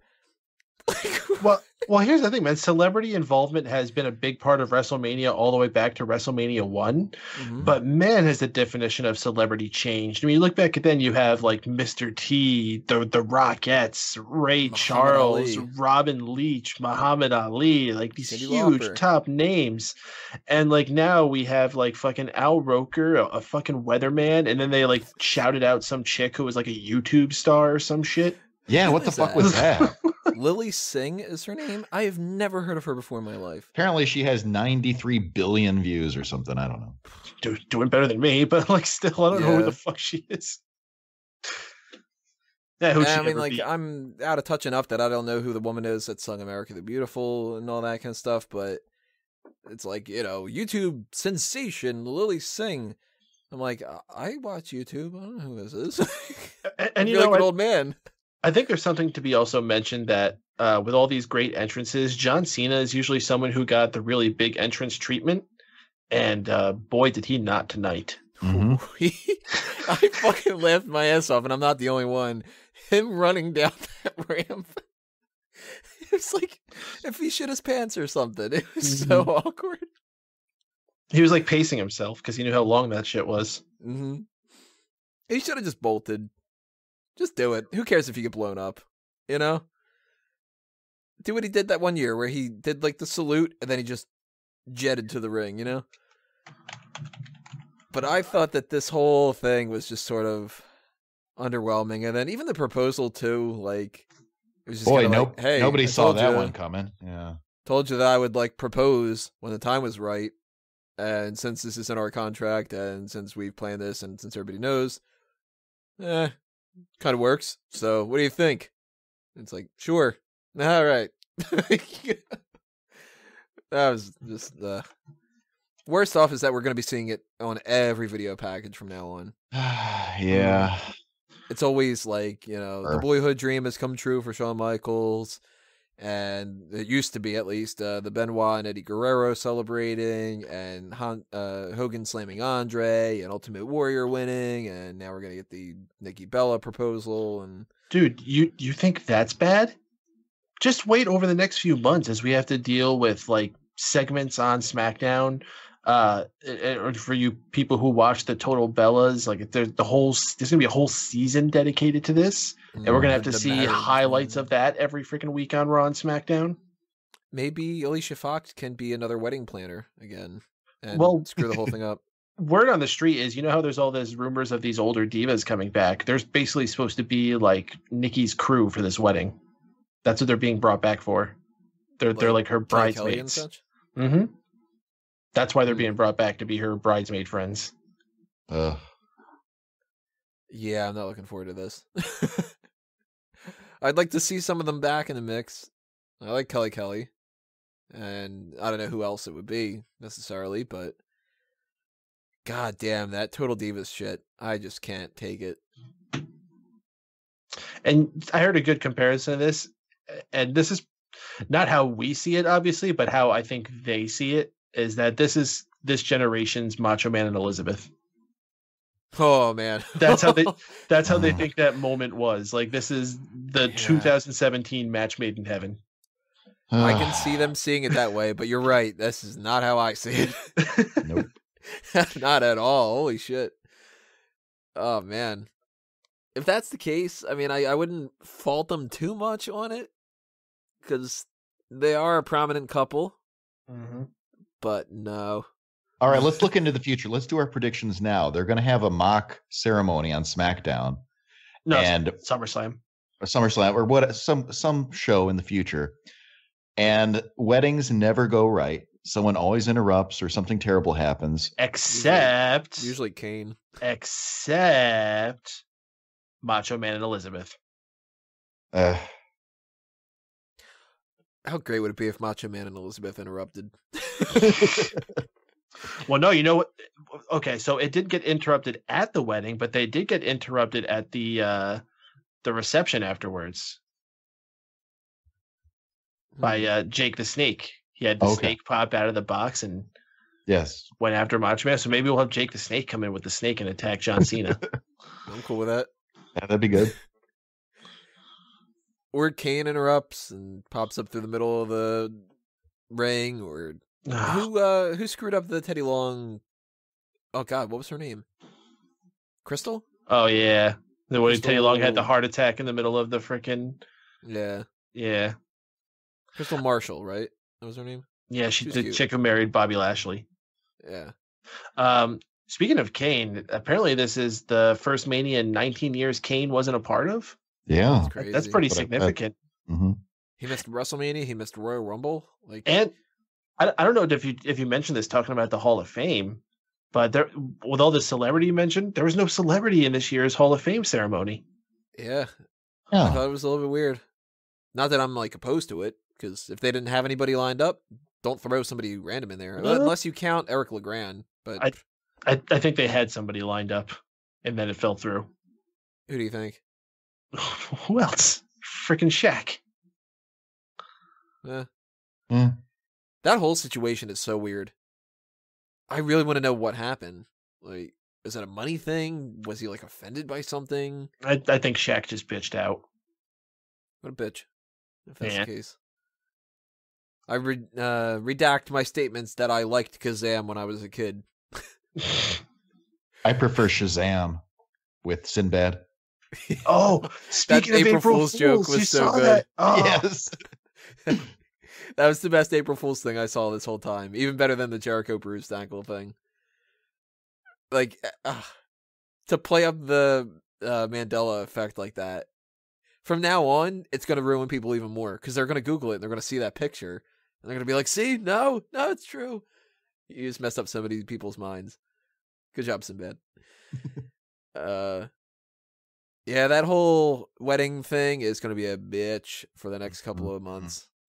And at the very least, the positive could be they go away for a little bit for a honeymoon and we don't see them for a while, if you're not a big fan of them. God, I was hoping she said no. I was still hoping that he would have given her an attitude adjustment and turned heel. That Oh, would have been great. that would That would have have been so fantastic. When we were joking about it when he was happening, it was the whole I asked you a question and you know what it is? And I was thinking of so many different things. It's are you Bray? Or can you see me? All these kind of things. That would have been so good if they would have just swerved it. I don't know, if he goes I have one thing to say to you. Just gonna do something. I don't know. Anything would have been better than that. But, they like it. I'm sure there's a lot of people in WWE that are this is the best thing of the night, that kind of thing. And there's the Total Divas fan base that they're going to eat it up. And kind of the same thing as the Gronkowski shit. It's something that they wanted to pander to a different side of the audience for. They'll probably love it. So, sour taste in my mouth anyway. Hopefully it's not a really the whole idea of the cue cards and all that kind of stuff. I hope for their sake it's not just a scam of a relationship and that it's a legitimate thing, but At least the match was relatively short. Yeah. I mean, I enjoy seeing Cena and Miz together in the ring, but this mixed tag I was not too interested in. I want to see what Miz follows this up with. Yeah. I didn't think the match was too bad, to be honest. Yo, Nikki shocked me with that tope she pulled off, too. I was surprised she did that with her neck problems. I think that's been overblown. I mean, obviously, it was a big deal she went through the surgery, but I think the recent thing where people are oh, she's not going to be able to fight, I think that was overblown. That might have been over-exaggerated, but just in general, from doing the neck surgery to begin with, I thought that's kind of off the table. So credit to her on that. I couldn't fucking do it, that's for sure. Speaking of injuries, that's a good segue. We had our non-sanctioned match next, which this was a hell of a lot better than I thought it was going to be, too. Oh, yeah. I figured Rollins would be a hell of a lot more limited, and dude came out there and did a normal match. So I don't know if that was overblown, too, if he wasn't really all that injured to begin with, or if he just toughed it out or got lucky or what, but... And they also said they had the pneumonia or flu or something, too. Yeah, that's right. He was supposed to be sick with some kind of a fever. Because I've been reading stuff in the news the last couple of days in some of the dirt sheets saying that they didn't even know if he was going to make it because he was so sick. Maybe he didn't really have a fever. Maybe he was just always carrying around that torch, and that's why he was so hot. Could have been that. This is why I'm hot. I'm a little disappointed we didn't get Samoa Joe here because he didn't do anything in the entire night. I was expecting him. But you know what? Even though we didn't get Joe, and even though we didn't get Finn Balor, like I had been saying for a while of like, well, these two will pop up in this one. It's a guarantee, all sort of kind of stuff. Clearly I was wrong. We got a Stephanie McMahon table bump. That was great. What? I'm going to kind of take that as a win. I like this match quite a bit. What do you guys think? It was a lot of fun. Seth Rollins didn't act as, I mean, sure, he was selling a lot, but he didn't legitimately seem to be protecting himself as much as I thought he would. He was, like you said, he was a lot more free with his movements. I thought for sure we were going to get the sledgehammer to the knee. I don't think we saw that, did we? There's a lot of teasing with the sledgehammer. He pushed the sledgehammer towards Triple H, and Triple H was like, oh, look at that. Yeah. Thank you. And I like the spot with Stephanie on the apron trying to take the sledgehammer away from him and stuff, so that set up for that final table bump. So that was cool. I liked how she was part of the match. What about you, Payne? What do you think? It was a good match. I don't have a lot of complaints with it. I don't think they hit as much as they wanted to, and a lot of that maybe because of Seth Rollins so sick. I think you could tell when you saw him. He had kind of like a droopy face. His demeanor as he was coming down to the ring wasn't as animated. When he actually got in the ring, he was. And that seems to be Seth Rollins' thing. I mean, you notice that when he came back from his first injury, he did not slow down or change his style at all. He just kept that explosiveness, which is not a good thing. You know, typically when you get an injury to something like your knee or your neck, you should really adjust things to avoid like aggravating that. Which, you know, we already saw him aggravate that injury once. Luckily, it wasn't as bad as it could have been. I hope this is done. I'll say that. Yeah, I agree with that. They need to push this aside. I was really hoping for the curb stomp at the end. Oh, I was going to say, it didn't have to be a curb stomp, but a different move. Yeah. Like a new move. The curb stomp would have been a really good way to bring it in because of the non-sanctioned idea. And they've been like, you know, well, that's an illegal move. And been like, well, it's an unsanctioned match. Fucko. Like, you know, that kind of thing. I just don't like the idea that he's still using the pedigree.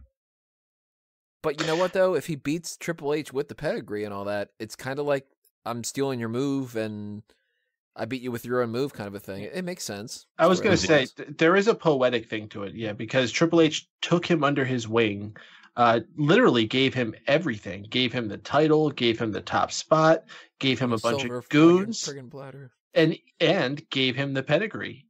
And so for that to now turn its back and the student beats the master with the move that he taught him, there is poetic justice to that. I guess it makes sense. But I like each guy to have their own signature move. But I understand it makes Triple sense H story-wise. Doesn't normally wrestle, so it's not like it's conflicting that much. Right.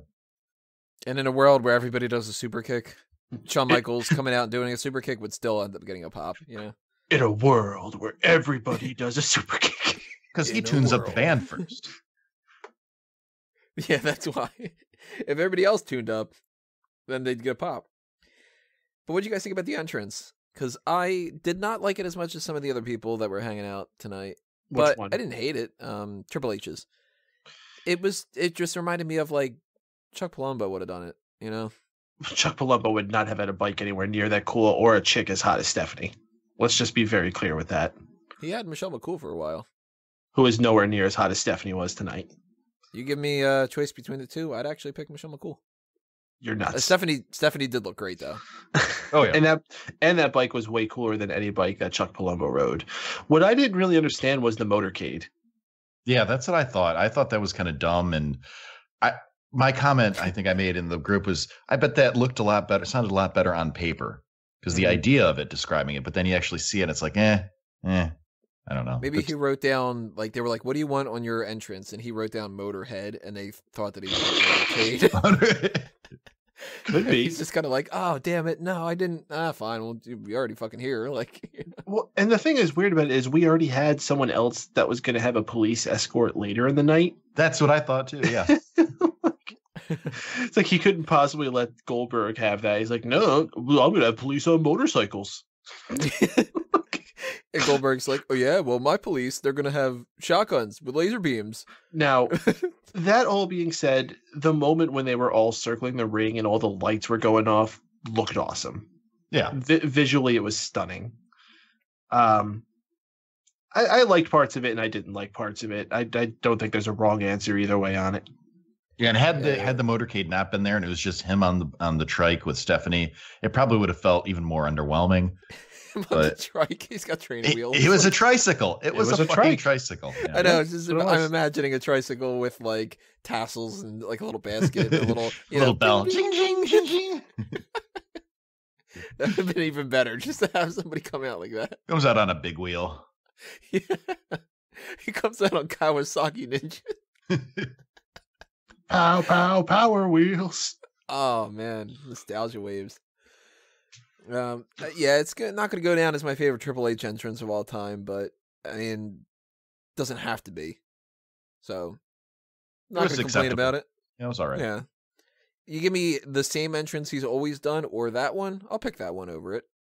But I would have liked something a little bit cooler. I kind of thought that they were going to go something a little bit more with that whole, like, I don't know how they would have done something with it. I'll put that out there. But they were building up the idea of the Architect versus the Destroyer.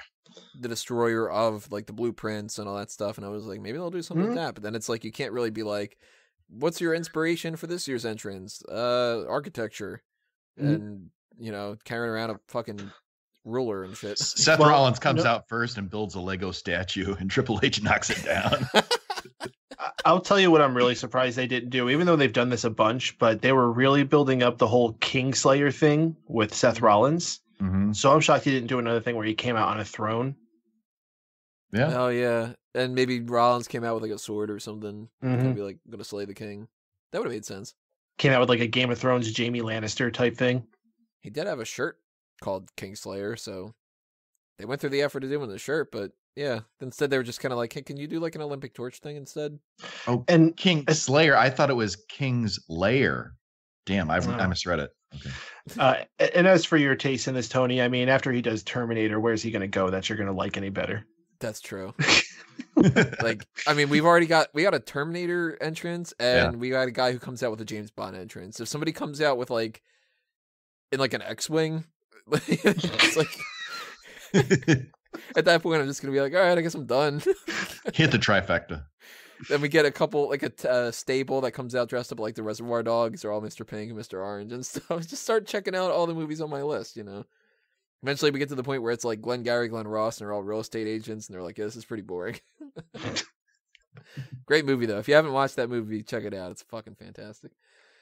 We also had a musical performance tonight. We had, oh, well, the only note that I have written down is, LOL, Lunch Money Lewis is fat figures. So I was doing the live chat on Beam, and a lot of them were like, is that Flo Rida? He got fat. They didn't even know who he was. That's not the only person. I think it was Dace said the same thing. And you know what? The first guy that came out, I feel so embarrassed saying this, but I can admit it later just by making fun of myself. I thought the first guy that came out was Eric LeGrand. And I was like, holy fuck, he's walking. For a split second, I was just kind of like, oh my God, this is like the best story ever. Like, this dude just... And it was like just enough time for me to start saying that, like, oh my God, it's and I'm like, wait a minute, it's not him. The sweet healing powers of Pitbull. Like, the Hall of Fame has such a good success story. Dana Warrior inducts him, and he can walk now. Like, and I was just kind of like, oh, okay, no, it isn't. This makes a lot much more sense. What didn't he say that in his speech too? Like at the end, he's like, I will walk again. I couldn't tell you. His speech was so goddamn boring. Just like, you know, I got a feeling, whatever. And I used to watch this stuff back in the day. And I used to eat Twizzlers back in my campus. And I used to play as Kane in the old games. And Kane won me a lot of matches. And I was just like, we got like 4 more hours of it. I like the song Green Light. So that was cool. I do now, really like Pitbull, after having it forced in my head for the past few months. Yeah, you'll miss it when it's gone. No, I like it. I have it on one of my playlists. So yeah, same here. I downloaded it a while ago. By the time they got to, I think it was like 42 days away, I had downloaded it at that point. Oh, yeah. That first song, I wasn't digging. I don't know what that was. But no big surprises with Eric LeGrand walking, and no Flo Rida really got fat, that kind of thing. I completely missed the musical performance, and I'm not sorry, because I deemed that my bathroom break and refreshing my snacks time. Yeah, that was definitely break time. You know, it was funny though, when Lunch Money Low started walking down the ramp, it was like, you're doing the John Cena walk. But John Cena was doing it because he was pacing himself. You're doing it because, oddly enough, you're still pacing yourself, but you're just not walking down the whole ramp. Yeah, I like the song. And you know what? I don't like musical performances at WrestleMania, but this was unoffensive. There's been worse. Yeah, like WrestleMania 29. What do you mean? You're still salty had a about good that. performance. Just the idea. Freaking Living Color was awesome to see. Well, that stuff I'm fine with. But, you know, could have been worse. Could have been some kind of a song that I didn't like, or could have been at a different point in the night where it kind of cut out all the momentum or something. Could have been Kid Rock playing out all the divas. Ooh, yeah, there's one. Wasn't it you, Mike, who said something recently? It doesn't feel like WrestleMania without Flo Rida. Yes. He has become a bit of a tradition. A lot of people thought that The Rock was going to show up tonight since it was Orlando. Really weird. No Rock, no Stone Cold, no Hogan. No Hogan, yeah. No backstage segments. Oh, yeah. Whatever happened to pre-match interviews, you know? It was Mean Gene, you know? That's a lost art. I'd rather have a pre-match interview than to have a video package at this point. I think you put all the video packages on the pre-show and you do a pre-match interview instead. Especially if it is somebody like a Mean Gene. That'd be kind of cool. Bring him back for just a little bit, you know. He'd be like, all right, next up is our old stoves match. Kind of shit. What was our next match on the card? It was this one was one that I gotta feel was a little bit underwhelming, was the WWE Championship match, Randy Orton against Bray Wyatt. And I didn't hate it by any means. I didn't dislike it, but I warmed up to this feud enough, and I was really kind of expecting this to be better. And it was sort of like the Jericho and Owens match, where in the grand scheme of things, I don't remember much about it other than like the entrance ramp and all that other kind of stuff. I do remember the RKO that finished this was just blah. You see, when you were mentioning earlier the matches that you thought should have gotten more time, this is the one I thought you were going to say, because this one I thought felt way too short. And in the grand scheme of things, it was one of the shorter matches on the card. I would have given these guys another 4 or 5 minutes. I wonder what the actual times are. 10:30 is what it says on Wikipedia for this one. Well, I've got 1:57 a.m. Hey. My watch. Yeah, that's I don't know if it really felt too short to me compared to the other match, but in general, I just wasn't really all that impressed about it. And one thing that I saw it was like bad. It wasn't a bad match. Not as good as I hoped. I wish they would have got more time. And I saw people complaining that it wasn't, I understand putting Undertaker at the end, but that it wasn't the penultimate match of the night. Because when Randy Orton won, they're like, oh, you're in the main event of WrestleMania. And I understand main event doesn't necessarily mean the last match on the card. But this was like the fourth to last match.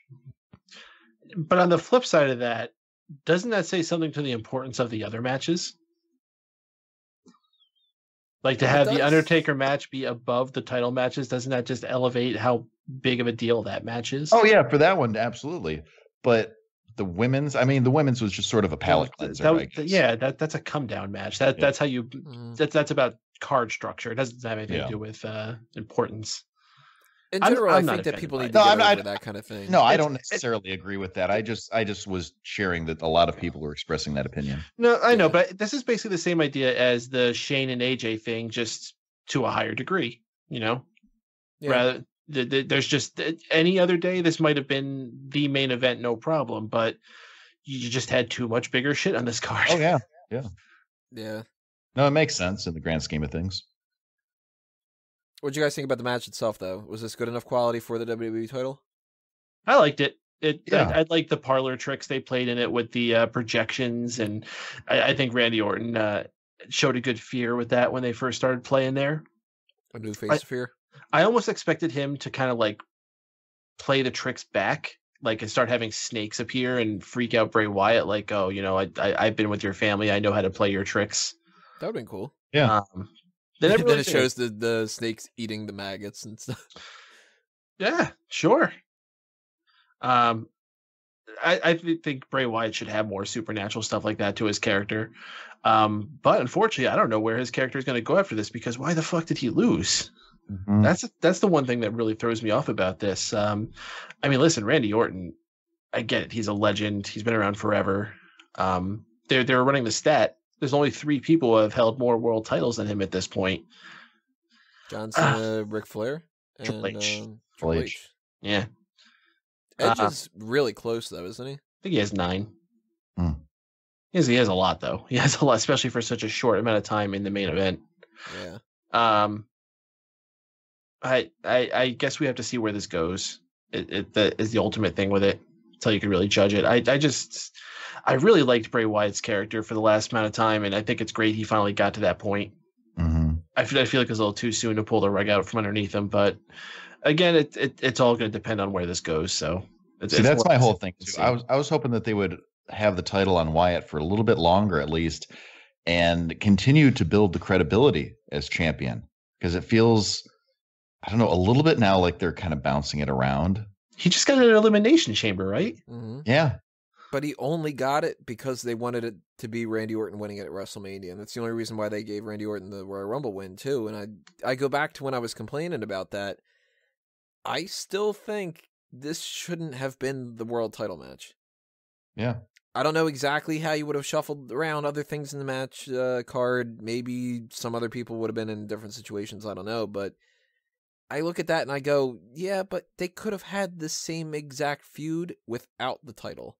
Mm-hmm. And it still would have been the way that it would have been, So it is a lot based off of what they follow it up with. Because if we get Bray Wyatt winning the title back in another month or something like that, it's going to feel like they're hot potatoing it.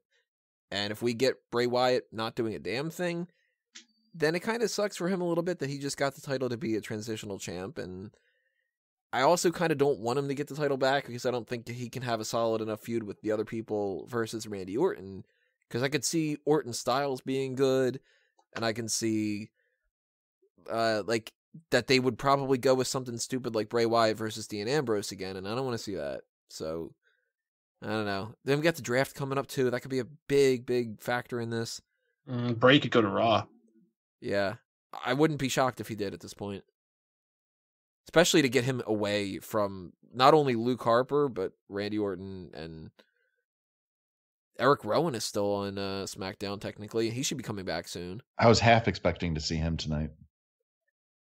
I thought he might show up in the Battle Royal, but no entrances, so that kind of throws that off. Mm-hmm. Oh, there was 33 men in the Battle Royal. I thought it was 32. I'm forgetting somebody. I don't know. That makes sense. WrestleMania 33. I see what you did there. That'd be great if, like, a couple years from now, they're like, we need 48 men. So we're talking about the whole idea of where do they go from here with the WWE Championship, and I think that applies a lot to the Universal title match, too. Because my biggest criticism of this whole thing wasn't necessarily the idea of Brock Lesnar versus Goldberg being too quick of a match. It was, I don't want to see Brock Lesnar hold the United States title hostage for the next 5 months. And I think we're going to get that, so I'm disappointed. But I will say I'm not disappointed in this match. It's going to be weird. He's going to go and take it from Kevin Owens.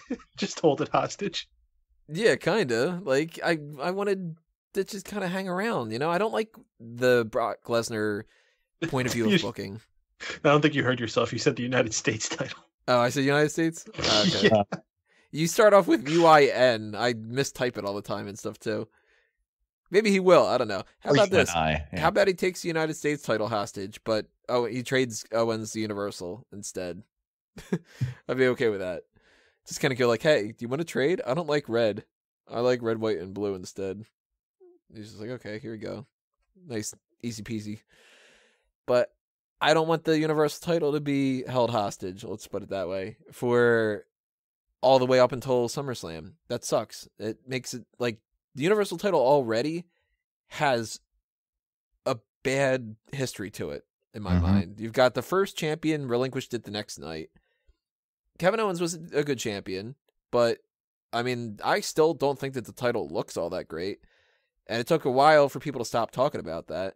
So you got a title that's like the first champion dropped the first night. Everybody shits all over it. And then Kevin Owens loses it super fast. And then Goldberg loses it really fast. And then it disappears for a while. And it's like, oh, come on, man. Like, I can kind of understand what they did here, like why they gave them the title situations, because they really, really wanted Goldberg to have another title win. And I'm sure in their minds, it's like, well, if Brock Lesnar is going to lose and play ball when it comes to Goldberg, then let's give him a title to offset it a little bit. But that just bugs me. So I'm hoping, although I'm not holding out much hope, that Lesnar does still show up at least a little bit more. Like, you can't, with a brand split era, not have the Universal title for 5 months. But I will say, this segment itself, I liked it. Yeah, it was much better than I had anticipated. It went on longer than I thought it would too. 4 minutes and 46 seconds from my count, 4:45 according to Wikipedia. So it's more than what a lot of people thought it was going to be.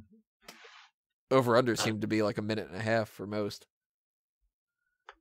No, the match was exactly what it needed to be. It cut the bullshit. It got right to the high-octane action. Lots of big power moves. I mean, God, as long as that match was, they freaking destructed the freaking barricade. Didn't they take out a table? A chair, I think, got bent a little bit. Like, there's a lot of nonsense going on in this match. And I think the right decision happened. If we're not going to see Goldberg again, you're certainly not going to want to keep it there. Right. And say what you will, man. Fucking crowd was super excited for Brock Lesnar being champion. Oh, yeah. People love Brock Lesnar. He is a worthy champion. It doesn't bother me if he's not there that much, man, because to me, the champion's not supposed to be there all the time. To me, the champion's supposed to be a rarity. It's supposed to be something that you have to pay to see. The champion doesn't work for free. So he should come out rarely. I'd be on board with that if he only wrestled on the pay-per-views. But when he skips all the Raws and all the pay-per-views for a while, that's what bugs me. Like, if we didn't see him again, if we saw him tomorrow night on Raw, or tonight at this point, and then we didn't see him again until Payback, or even like the week before Payback or whatever, but even if we didn't see him until Payback, then I'd be like, all right. But I don't want to see him skip the next, from April 3rd all the way until August 30th. I agree. And then I like how, they only talk about the 30-day rule when it's convenient for storyline purposes. Yeah. And I don't think the title necessarily has to be defended every 30 days, but it would be nice to see the champion at least once a month. Well, here's the thing. We don't know what's happening. Exactly. No, we don't. For all we know, Finn Balor can come out tomorrow night and beat him for the title. It could happen. Yeah. I mean, stranger things have happened before. That would be a good way to kind of set up something for SummerSlam and kind of, sort of be like, well, maybe Paul Heyman is riding on a wave and he's just kind of like, you see, nobody can beat Brock Lesnar. He even conquered Goldberg. And in fact, we're so happy with what happened. We're going to put out an open challenge. And it could be Samoa Joe even, because he didn't show up tonight. Could be Shinsuke Nakamura. Could be Nakamura, yeah. All that stuff is much more entertaining than Brock Lesnar not showing up for a couple months. But, I mean, maybe they signed him to a deal where now that he's not going to do the UFC thing anymore, maybe he is going to show up a little bit more often. I doubt it. Yeah. I highly doubt it. Don't hold your breath. I'm trying to keep a little bit of optimism before it's shattered and I bitch and complain for the next couple of months. There's only been a couple hours since WrestleMania. I need to hold on to at least a little bit of hope. But I did enjoy the segment. I thought that the criticism that it was like, all this is suplexes and spears. Well, these guys don't know how to really do a whole lot of other things with each other. So what did you want to see? Yeah. They're not going to do, hurricanranas and stuff. I like the one big leap that Lesnar did to move out of the way of the spear. Yeah. That was good.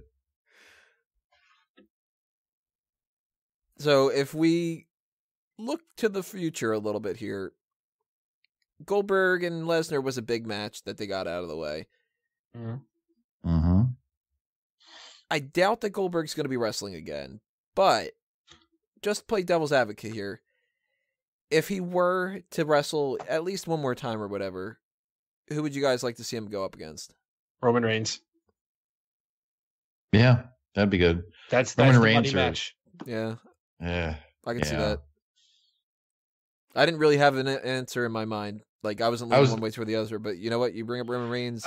I think I can't think of anything better than that. The name that immediately popped in my head was Rollins, but I think Reigns would be the money match. There's a lot of matches you can do. You could do Rollins, you could do Owens, but I just think the money match, it's Roman Reigns. Plus, of course, that's what they're going to want to do. Right.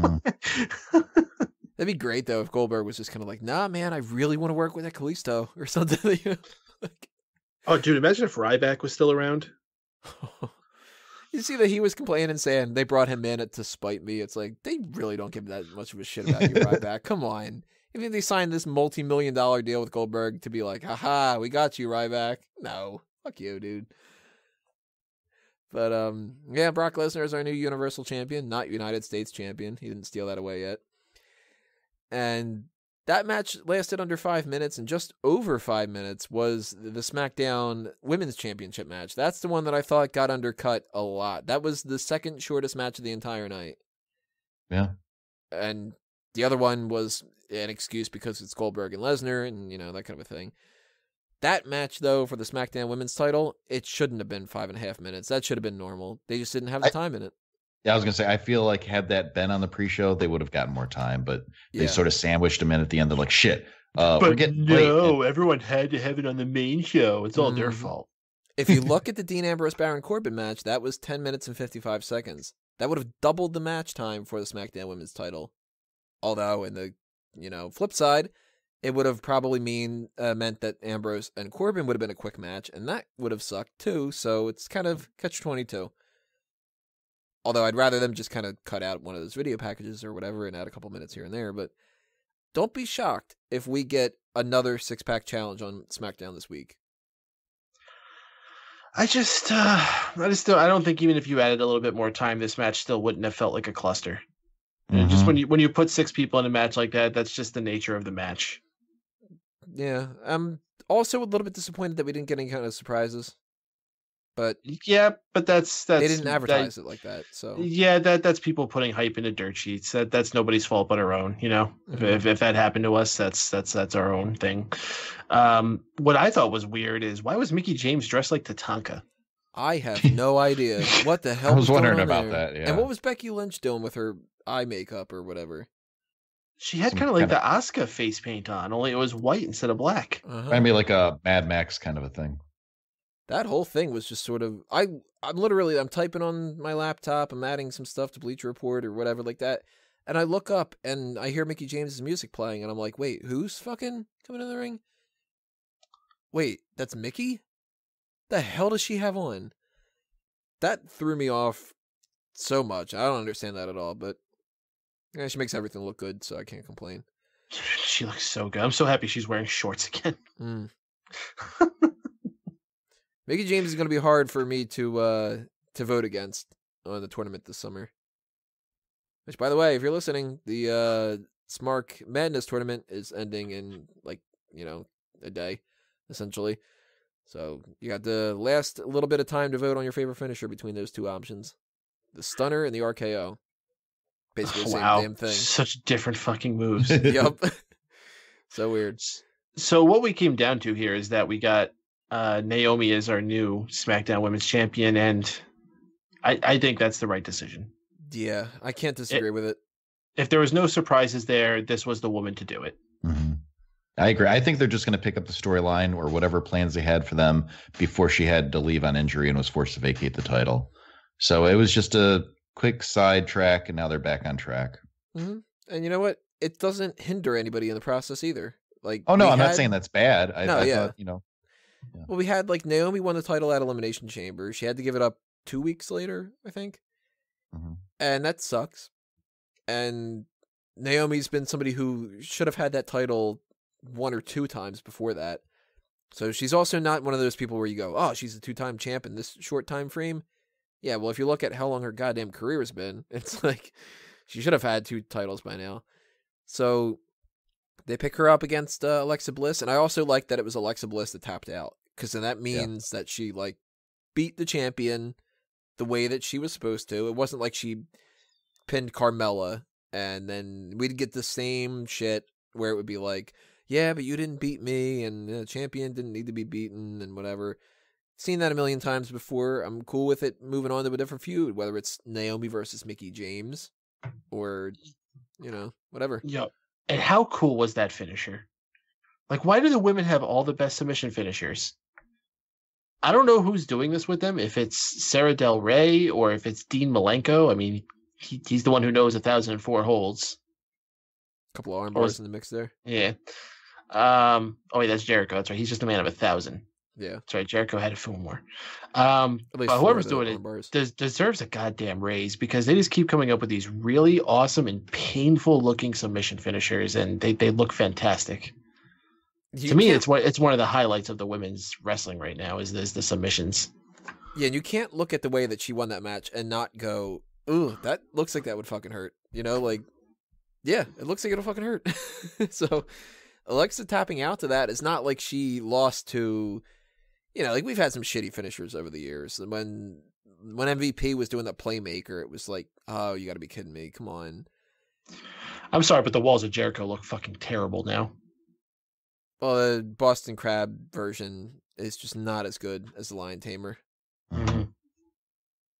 Oh, who was it tonight that did? Oh, it was Natalya trying to do the sharpshooter and not really being able to do it. It's like A for effort, but kind of botched that a little bit.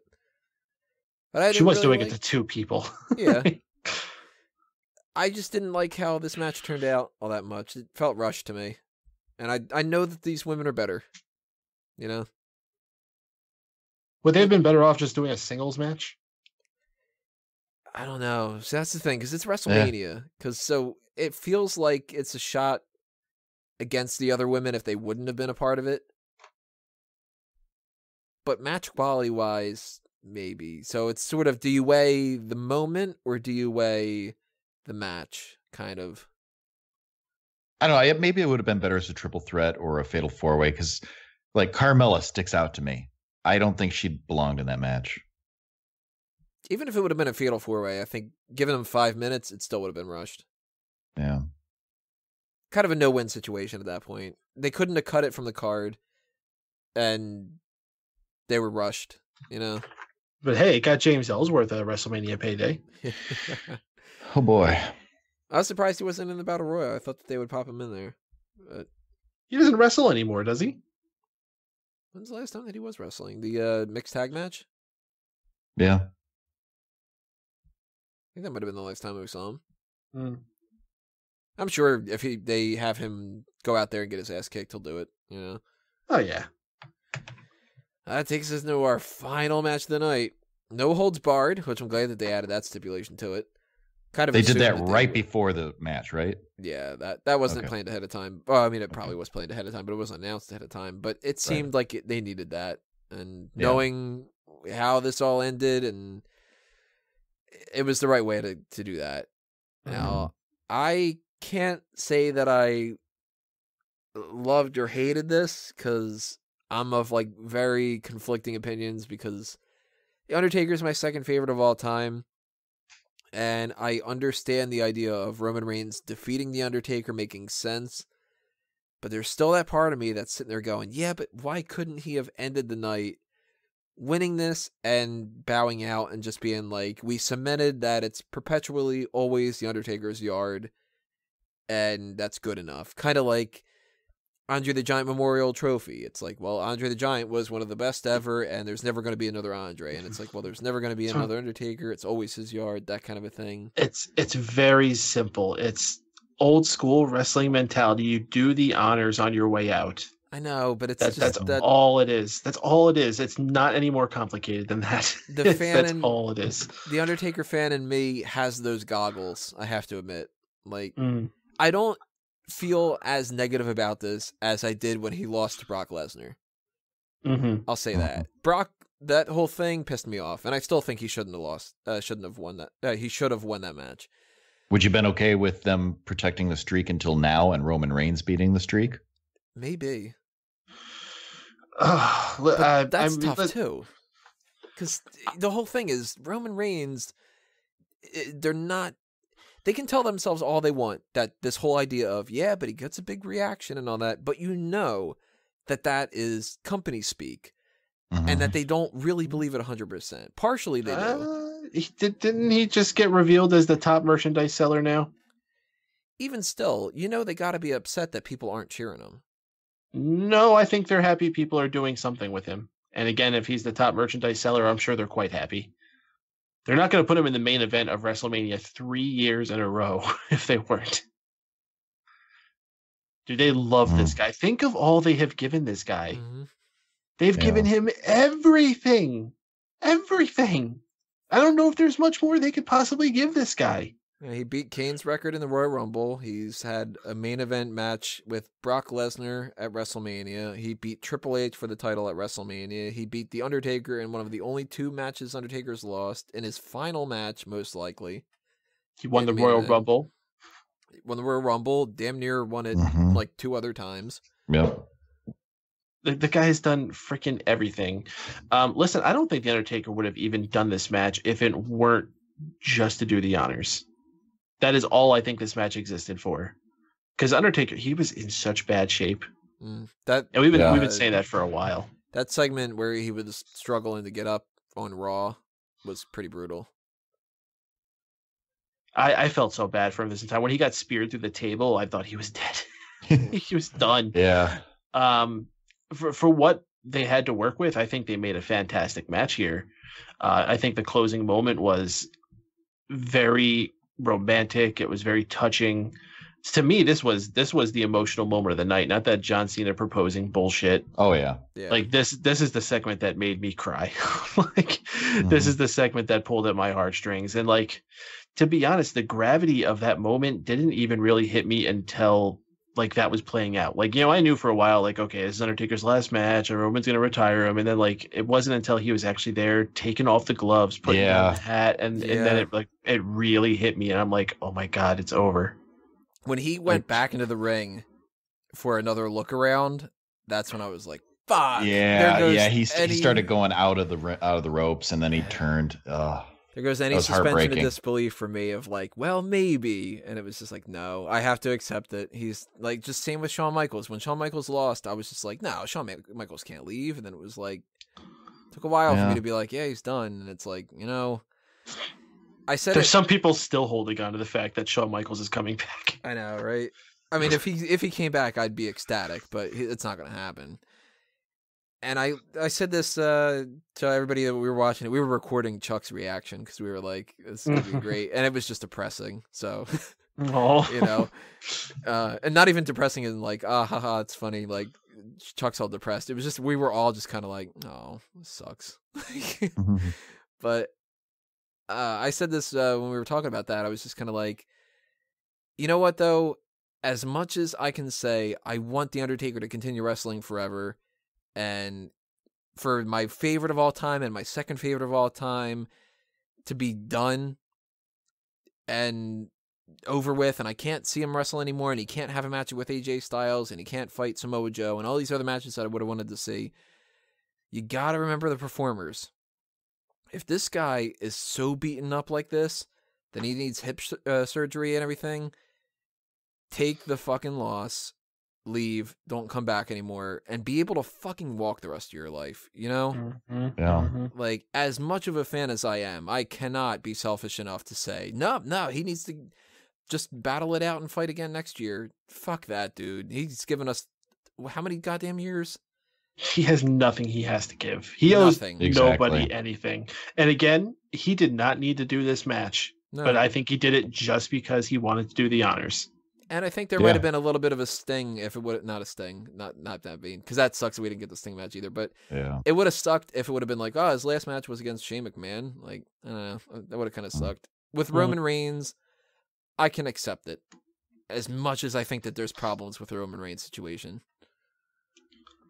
And I think it rings true that chanting right after the match, and if you looked on social media after that, you saw nothing but "Thank you, Taker," and who can't agree with that? He gave us so much, and you can't help but respect the guy for everything he's given the business over decades. I don't know if there's a more respected person except for maybe Andre. Yeah. That's the only other person I could possibly think of that's more respected than The Undertaker. Not even Vince. Yeah. Mm-hmm. Even then with Andre, I'd argue that Undertaker might have an edge over Andre. Like, I've not really heard anything bad about Andre, but... Well, it's tough to say because Andre gets the benefit of being dead. Yeah. And yet Undertaker's just undead. It's not too much of a benefit. I'm sure Undertaker's like, no, I'll take it. Okay, that was a poor choice of words. Although you can argue, Undertaker does have a benefit of being the dead man. So I more meant as far as the benefit to the perception of his character. Yeah, where everybody when they die, everybody starts talking about how they're a better person than they ever were and stuff. But I mean, the Undertaker is like, even the people that don't necessarily like Undertaker are always kind of like, yeah, we never got along, but fucking bow down to him immediately. Like, so how must Roman Reigns feel at this point? Like, jeez. You got to be conflicting opinions because you got to be sitting there going, oh man, I wrestled Undertaker in his last match and I beat him and he did the honors for me. And at the same time, the fan in him must be like, I don't want to beat the Undertaker. I don't think Roman Reigns cares. You think he's one of those guys where he's just like, yeah, it was another Sunday. I really wonder if Roman Reigns believes in his own hype. Like, I bet he does. I think he does. I think he strongly does. Yeah. I think the family's backing him all the time on it. He's probably been told he was great since he was a fucking spermling. Spermling? I used to play baseball. Is that a word? Spermling. Like, seriously, like big Papa fucking Anoa'i, he was looking down at his balls and was like, yep, you're going to be great one day. You're going to kick ass at football and wrestling. And the women are going to love you too. Especially that one chick on Raw. The bouncy chick. So it's a somber way to end the night. Like, but at the same time, it's supposed to be a celebration. So, you know what the worst thing about this is, though? Is you have to look to the future. And you know who our replacement for The Undertaker was supposed to be? Bray Wyatt. Bray Wyatt, who didn't have the torch passed to him properly. And that's because Seth Rollins put it on the ramp instead. And including including the events of tonight, is now 0-3 at WrestleMania. So he's having a reverse streak. Oh no. Well, 33 years from now, we should try to count how that goes. But yeah, there's never going to be another Undertaker in any way, any capacity. I mean, you got people that'll try to do gimmicky things like that, and everybody's going to be like, you know, the Undertaker. But even as far as just like a performer in general, like this dude, unparalleled. Mm. The closest to him is Kane. And Kane's on his way out too. Like, I think Kane might even be done. I don't think he's done. I think all of his resources are going into this campaign, and if he wins, he's done. What was his last match? Just like a random thing on SmackDown? I don't know. I know. Honestly, when Randy Orton turned, he turned on Kane to team up with the Wyatts. So was that the last one? I'm trying to remember. I don't know. I hope Kane's not done, especially since we know that Big Show's done and Undertaker's done. Well, Big Show's not done. He said he's going to be done in January. That's still a long way away. Yeah, but I mean, knowing that it's coming up, and he said that this was going to be his last WrestleMania. Like, he's full of shit, dude. They're going to sign the extension. He's going to go to Mania. What about Mark Henry? I know he's not that. He said that this was going to be retired 3 years ago. Yeah. Either way, it's a shame to see a lot of these people that like I grew up with kind of bowing out. It's going to happen eventually, so, but I don't know. I don't like feeling old. That sucks. But I do think that it's good that they gave Undertaker a send-off like that, and I kind of want to see something tomorrow night, but I kind of don't. Like, I don't know. I'm of two opinions about it. It's like, I don't know if you're going to say this. I do not want to see Undertaker come out and give the rub to Roman Reigns and basically say, "Oh, you beat me, and I'm passing the torch to you." No, the match said enough tonight. No, I don't want to see that. Okay, no. Good. That would be awful. I mean, there's one of two things that there's three options that I can see them doing that I'd be kind of okay with, depending on if it turns out okay. One is if just Roman Reigns comes out and maybe they do like some kind of a tribute thing to Undertaker, and maybe Roman Reigns just kind of cuts a promo and says like, nobody will ever top the dead man, and for me to establish that like it's my yard now or whatever, it's like the best honor and all that kind of stuff. But even if they do that, he's going to get booed. So I don't think that that's a good idea. The other thing is maybe they just kind of transition this a little bit into like, maybe they bring him into the Hall of Fame next year, sort of a thing. And we kind of like don't mention this at all. Or maybe we just don't mention it, period. I mean, they're going to have recaps tomorrow night. That's for sure. But maybe I'm still holding out hope for my full heel turn Roman Reigns. I think he should come out tomorrow, cut a promo talking about, "Oh, look what I did. I beat the Undertaker at WrestleMania. I'm the best in the world. I did what nobody thought I could do." And I'm just holding out hope for that. Then where do you go? Then he's just the cocky heel. Who does he fight? The only thing I can see this happening, I highly, highly doubt it. I mean, the percentages of this are astronomically in the realm of no, it ain't going to happen. But there's one guy on the company right now that I think could be taken in that Undertaker capacity, where if Roman Reigns comes out and he says, well, I'm the fucking shit and I proved it and all that, and he turns heel and he spends the next bunch of months where he's like, "No, I took out the Undertaker. I am the fucking shit. I'm the guy." Next year, Roman Reigns, John Cena. I figured that was the plan anyway. Yeah. That's the only way I can see that happening, because who do you go from Undertaker to, Brock Lesnar. Oh, fuck that. I'm done with that shit. Brock, I think that's a SummerSlam match, if anything. But I figured all roads eventually leads to Roman versus Cena and Cena passing the torch. Kind of, yeah. How many torches does this guy need? If you're going to give me Cena... if you're going to give me Cena Reigns at WrestleMania next year, please do not give me some kind of, like, Brock Lesnar going in as the champion to fight somebody who's like a jabroni or whatever like that, just because it's Brock Lesnar. Don't keep the title on him this whole goddamn time. Give me like a solid like in-ring performance thing. Give me like Rollins versus Styles, or I don't know, something like that, I don't know, at the rate he's going, maybe Mojo Rawley. Mojo Rollins. Merge the two together. Mr. Mojo Rollins. Pray for Mojo, everybody. So, in the grand overall perspective of WrestleMania, if you're going to give it a hit or a miss, I think we're all probably going to go with a hit here, right? Oh, big hit. Oh, yeah, big hit, obviously. After a couple years of us kind of going, yeah, well, WrestleMania is going to suck, and then going, it wasn't as bad, but this sucked, and this was good, and this sucked, and this is good, or whatever. Still had my problems with this year's WrestleMania here and there. One of them being that the New Day kind of fell flat a little bit. And we didn't get any ice cream. I liked how the I didn't get the Final Fantasy tie-in until I saw that was the sponsor. Oh, okay. That makes sense for their outfits. Totally lost on me. I do not follow Final Fantasy. Same. I haven't even checked out the first couple of fantasies, let alone the final one. Haha. Insert joke. But that was a little disappointing. But you know what? Yeah. We had stuff like the Hardy Boys, and we had like anything that really was like weird. We had something good to go with it, kind of. Like, even the 6-pack challenge, it was like, wow, they rushed that, but hey, it's cool that Naomi won.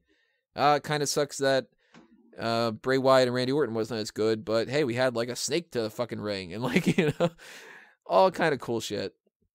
So Thumbs up for me. What were your favorite and your least favorite parts of the night? That'll be the last things we talk about here. Peyton, I'm going to start off with you first.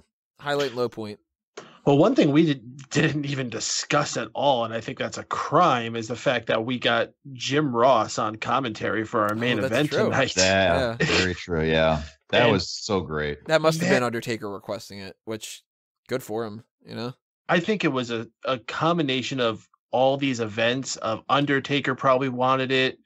JR has been through this horrible tragedy, and I'm sure they wanted to reach out to him. And Morrow not being there. I think it's a combination of all that.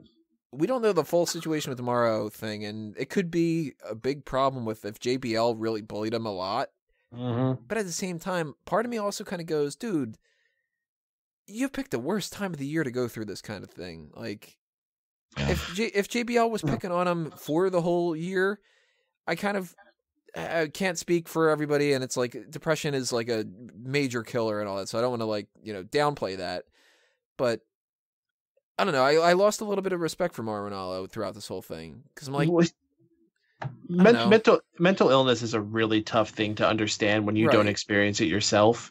But I can definitely say from the outside, for someone to see Jim Ross make it to this with what he's been through this last couple of weeks, and then you hear Morrow's not there because JBL picked on him. Right. It does sound. Yeah. It does sound pretty bad. It sounds kind of like when somebody gets they flick somebody's ear and then they start bawling their eyes out, and it's like, suck it up a little bit, you know? Like, yeah, they shouldn't have done it, but it's WrestleMania week. Like, you were the headlining commentator, basically, of the secondary brand, equal brand, if you really want to think of it that way. You're supposed to be on the ball this week, and you just disappeared. I wouldn't be shocked at all if he lost a lot of respect on Vince McMahon's eyes. Oh, for sure he did. Are you kidding? Yeah. The kind of workaholic Vince. I guarantee you Vince does not understand mental illness in the slightest. No. Well, he's got his own mental illnesses. Yeah, but he's not diagnosed. I know, Are you kidding? He would never go to a shrink. He would never allow that to happen. He'll be in a room by himself and be like, all of us in this room think that you're a piece of shit, Morrow. Vince, you're by yourself. Yeah, you know what? And I also agree with me. But man, Jim Ross just slid right back in. Yeah. Like from the moment he sat down, he never felt out of place. He didn't feel like he missed a beat. He was just there and he was part of that. God, one thing I love, and they've been doing this more and more over the last few years, they've been mending so many bridges. Mm-hmm. Mm-hmm. And I just hope with some of the people we've seen come back this week that it leads to more. I of course want to see more of the Hardys. I of course want to see more of Drew McIntyre, but I want to see more Jim Cornette. I want to see more Kurt Angle, and I want to see more Jim Ross. You figure these past couple of years, Jim Cornette comes back into the company. Kurt Angle comes back into the company. They bring in Sting. They bring in... Dude, it should not be understated Bruno Sammartino. How big that is. The Ultimate Warrior. They induct Ultimate Warrior. They induct Randy Savage. The day before he dies. Such great timing with that. Crazy circumstances. This company has gotten to a point where whatever problems I have with them, booking wise, or that Raw was a fucking bore, or whatever like that. I don't know about you guys, but I look at WWE nowadays as so I'm proud of the company. Mm-hmm. It seems like it's such a well-rounded, good company in so many different ways. Even when it comes to booking the people a lot of the times. A couple of years ago, we were looking at guys and we're going, yeah, well, they're not 6'8". They're not going to get a push. And we got people like Finn Balor, who, even Kevin Nash the other day, he was just kind of like, yeah, I wish I could have worked a match with Finn Balor. And they're pushing the people that are talented. They're bringing in the guys like the AJ Styles and bunch of years ago, it was like, well, they don't have any interest in the Bobby Roodes and Austin Aries because, they're just these TNA guys. Triple H and Stephanie McMahon, either they are the ones that are in control and they're fixing all these problems, or Vince McMahon just kind of, the clock's turning in a different way or something. It's even great. with the shoot interviews we get, with people like CM Punk or Ryback, and I think of a lot of it. I mean, sure, some of it is probably justified, but I think a lot of it might be sour grapes. And I think the company overall does way more good than not. I think they are looking at, like they always say, it's a big family, and I actually believe that. I think they are looking out, of course, for the bottom line, but they look out for each other. Over the past 4 years in particular, I've gotten more and more into the mentality that, you know what, all those people that bitch and complain, they're probably the ones causing all the problems. CM Punk, when he first left, it was like, dude, that sucks that they're fucking over Punk. Eventually got to the point where I'm like, I want this guy to get his ass kicked in UFC, and he's just, And Ryback, it was like, that sucks for Ryback. They should have pushed him. Well, you know what? Ryback's been a bitch. It's been problematic in a lot of different ways for these people. And Alberto Del Rio and Paige with this whole thing. This company, I mean, they did Jim Ross dirty a little while ago with the whole Ric Flair thing. Right. It's so nice to see him back. So I'm glad you brought that up, Hayden. Thank you for reminding me of that. And I mean, if we sat here and tried to run down every highlight of the show, we're going to be here all goddamn night. Right. It's already a 2-hour podcast.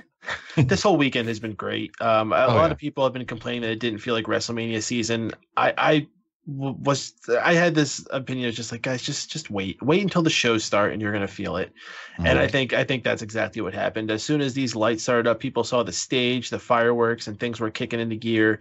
I think from the very first match with that cruiserweight match, people were into the show. I think this is going to live on as one of the better WrestleManias. Not a top 5 even, I would say, but it's something that's looked back fondly. What's our big WrestleMania moment? Undertaker retirement. That's it. When you hear WrestleMania 33, it's Undertaker retirement. Yeah. Yep. There couldn't be anything else. Any major misses? They seem to fix this by the main show, but during the pre-show, there was a massive smattering of audio errors. Yes, I didn't know if that was just on my end or if that was the signal in general. I assumed that it was just on our end, but okay. There was one actual really funny moment where out of nowhere, Michael Cole's like, "And we're back from commercial." I'm like, no. Yeah. But I think it actually made sense because I remember it was just a minute before that they had the first audio problem. And then they came back. I was like, oh, I think Michael Cole thought they went to a commercial or maybe they were supposed to and they couldn't get it to work right. Something happened. I don't know. At least it's better off than saying a lot of these people are going to have a bright future in Ring of Honor. Fucking Nigel McGuinness. God damn it. Kalen, what about you? Highlight, low point? Most memorable part is the Undertaker at the end. That whole last, 5-minute segment or whatever with him taking off the gloves and the hat and the coat. Yeah. It's a good thing he didn't take off anything else. Well, he started adjusting his belt there for a second. He went for the belt. I got scared. You started hearing Val Venus's music playing instead. Hello, ladies. It was a nice pop seeing the Hardy Boys there. It's cool to have them back in the mix. The low point, I'd probably say the John Cena Nikki Bella thing. I just did not care for that at all. And of course, Bray Wyatt losing. I don't think he should have lost tonight, but we'll see where they go. But overall, I mean, I'm just nitpicking right now. It was a fantastic show. Yeah. My low point, it's tough to say. It's either the way that whole proposal went down, or maybe just the fan in me that really, really supports Braun Strowman, how he got eliminated so fast. That was disappointing for me. Highlight, I mean, if you throw in Undertaker's career as that kind of a thing, you can't bypass that by any means. But if I'm going to have to try to pick something else other than that, I probably would say my favorite match of the night beyond that was the Seth Rollins Triple H one. Although the Raw Tag Team match, man, I did not see that being as good as it was. That was something I wasn't really even looking forward to. And you got that Hardy Boys pop and the spots, and even Sheamus and Cesaro were good. It's rare that I'm complimenting Sheamus. So I still can't get over how good that team is working together. So much better than I thought it would. Really, like, if that was somebody like a Mick Foley backstage or something, you never know, like, the reality of who pairs up different ideas and stuff. But whoever said, how about we do like a best of 7 series and then make them a tag team? It's working. Yeah. Yeah. I still think they're going to be split up in the brand split, but we'll see. Maybe not. Like Sheamus a lot more now than I have in the last couple of years. Yeah. Now that he's teamed up with Cesaro. Now, don't get me wrong. I'm still not hoping that he wins the next fucking championship or something. Oh no. So that is our breakdown of WrestleMania 33. We're just a little bit over the time of what the whole pre-show would have been. Makes sense. But it was a lot to take in, a lot to go through, and overall a show that we all pretty much enjoyed from start to finish, with a couple of little hiccups there and there that we can nitpick. But I'm looking at this as a good fucking WrestleMania, and I'm going to add this down to my list as one of the best shows of the year, and it's going to be tough to beat it. I don't know if they're going to be able to. Now, of course, we got to look forward to the Raw after WrestleMania and the SmackDown after WrestleMania, and those two shows are going to be great too. So stay tuned for any information that we have when it comes to that. But before we say goodbye to you, let's go around the horn one more time here, toss out some plugs. Kalen, you're up first. Yeah, make sure you check out on Facebook, Northwest Ohio Wrestling. Every month or so, we put on very entertaining shows in the Toledo, Ohio area. So come out and support your local live wrestling. Northwest Ohio Wrestling. What if Northwest Ohio is not my local area? Well, then you have to move here, and then you can come to our shows. Ah, damn. That seems like a lot of work. Yeah. Peyton, toss out the plugs. Oh, boy, there's a lot of stuff going on right now. Guys, WrestleMania week isn't even over. Tomorrow night, we still have the Raw after Mania, and then we have the SmackDown after the Raw after the Mania. So it's going to be a crazy rest of the week. We're still doing Raw post-show live every single night, every single Monday night after Raw. And, of course, that's going to be a big show tomorrow night with that going off the air. And we're doing MPW Starbound Interactive Universe featuring characters made by y'all. So tune in Monday after Raw. That's tomorrow, or any other week that keeps going on. This week is Theme Week on Beam. So on that same channel, beam.pro/Mr. Payton. I didn't even say the address. There's going to be different theme stuff going on every day of the week. We have like a Tropical Tuesday where people on the entire website are going to be dressed in Hawaiian wear. Fancy Friday, where everyone's going to be dressed up to the nines. It's going to be some fun times. So stay tuned to that. Follow Twitter at MRPADEN, and keep on rocking. Not like the Rock and Roll Express, though. They look terrible. Oh, God, they look bad. They're like, can you believe we're still wrestling? It's like, I can't believe you're still walking. Jesus Christ. From my side of things, everybody, obviously stay tuned to the channel and the website for more. If you want to have notifications of anything else that pops up, you can get through the RSS feed for the website, the Facebook, the Twitter, subscribe to the YouTube channel. Also, in the mix here, drop your comments of what you thought was going on throughout WrestleMania, either on the website if you're listening to iTunes or Stitcher, or on the YouTube channels itself.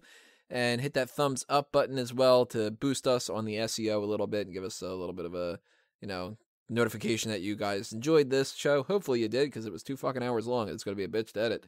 And if you didn't, then I'm sad. But for Fanboys Anonymous side of things, fanboysanonymous.com, Fanboys Anonymous on YouTube, and all the other kind of same sort of social media stuff there. Head on over there for the geek culture side of things. And you can follow me at @AMangoTree, and at Tony Mango on Facebook and Twitter and elsewhere. And that'll be it. By the end of Tuesday night or Wednesday night or whatever, I might take a break. I don't know. The way that everything's been going down or whatever. But you deserve it. At this point, Jesus Christ, I pretty much do. Because I got to do hot tags this week and ask him, and I don't even know what our fucking main event is going to be. At the very least, I know that we got to do the Smark Madness tournament finals are ending, so I got to break that down in some way. Maybe that'll be the main event. That'll be kind of easy. But you will be hearing my voice again sometime soon, and when you do all the same kind of shit with liking and subscribing and all that other kind of stuff. But for now, that's going to round us out. Thank you for listening, everybody. This has been another Smark Out moment, and we are being counted out.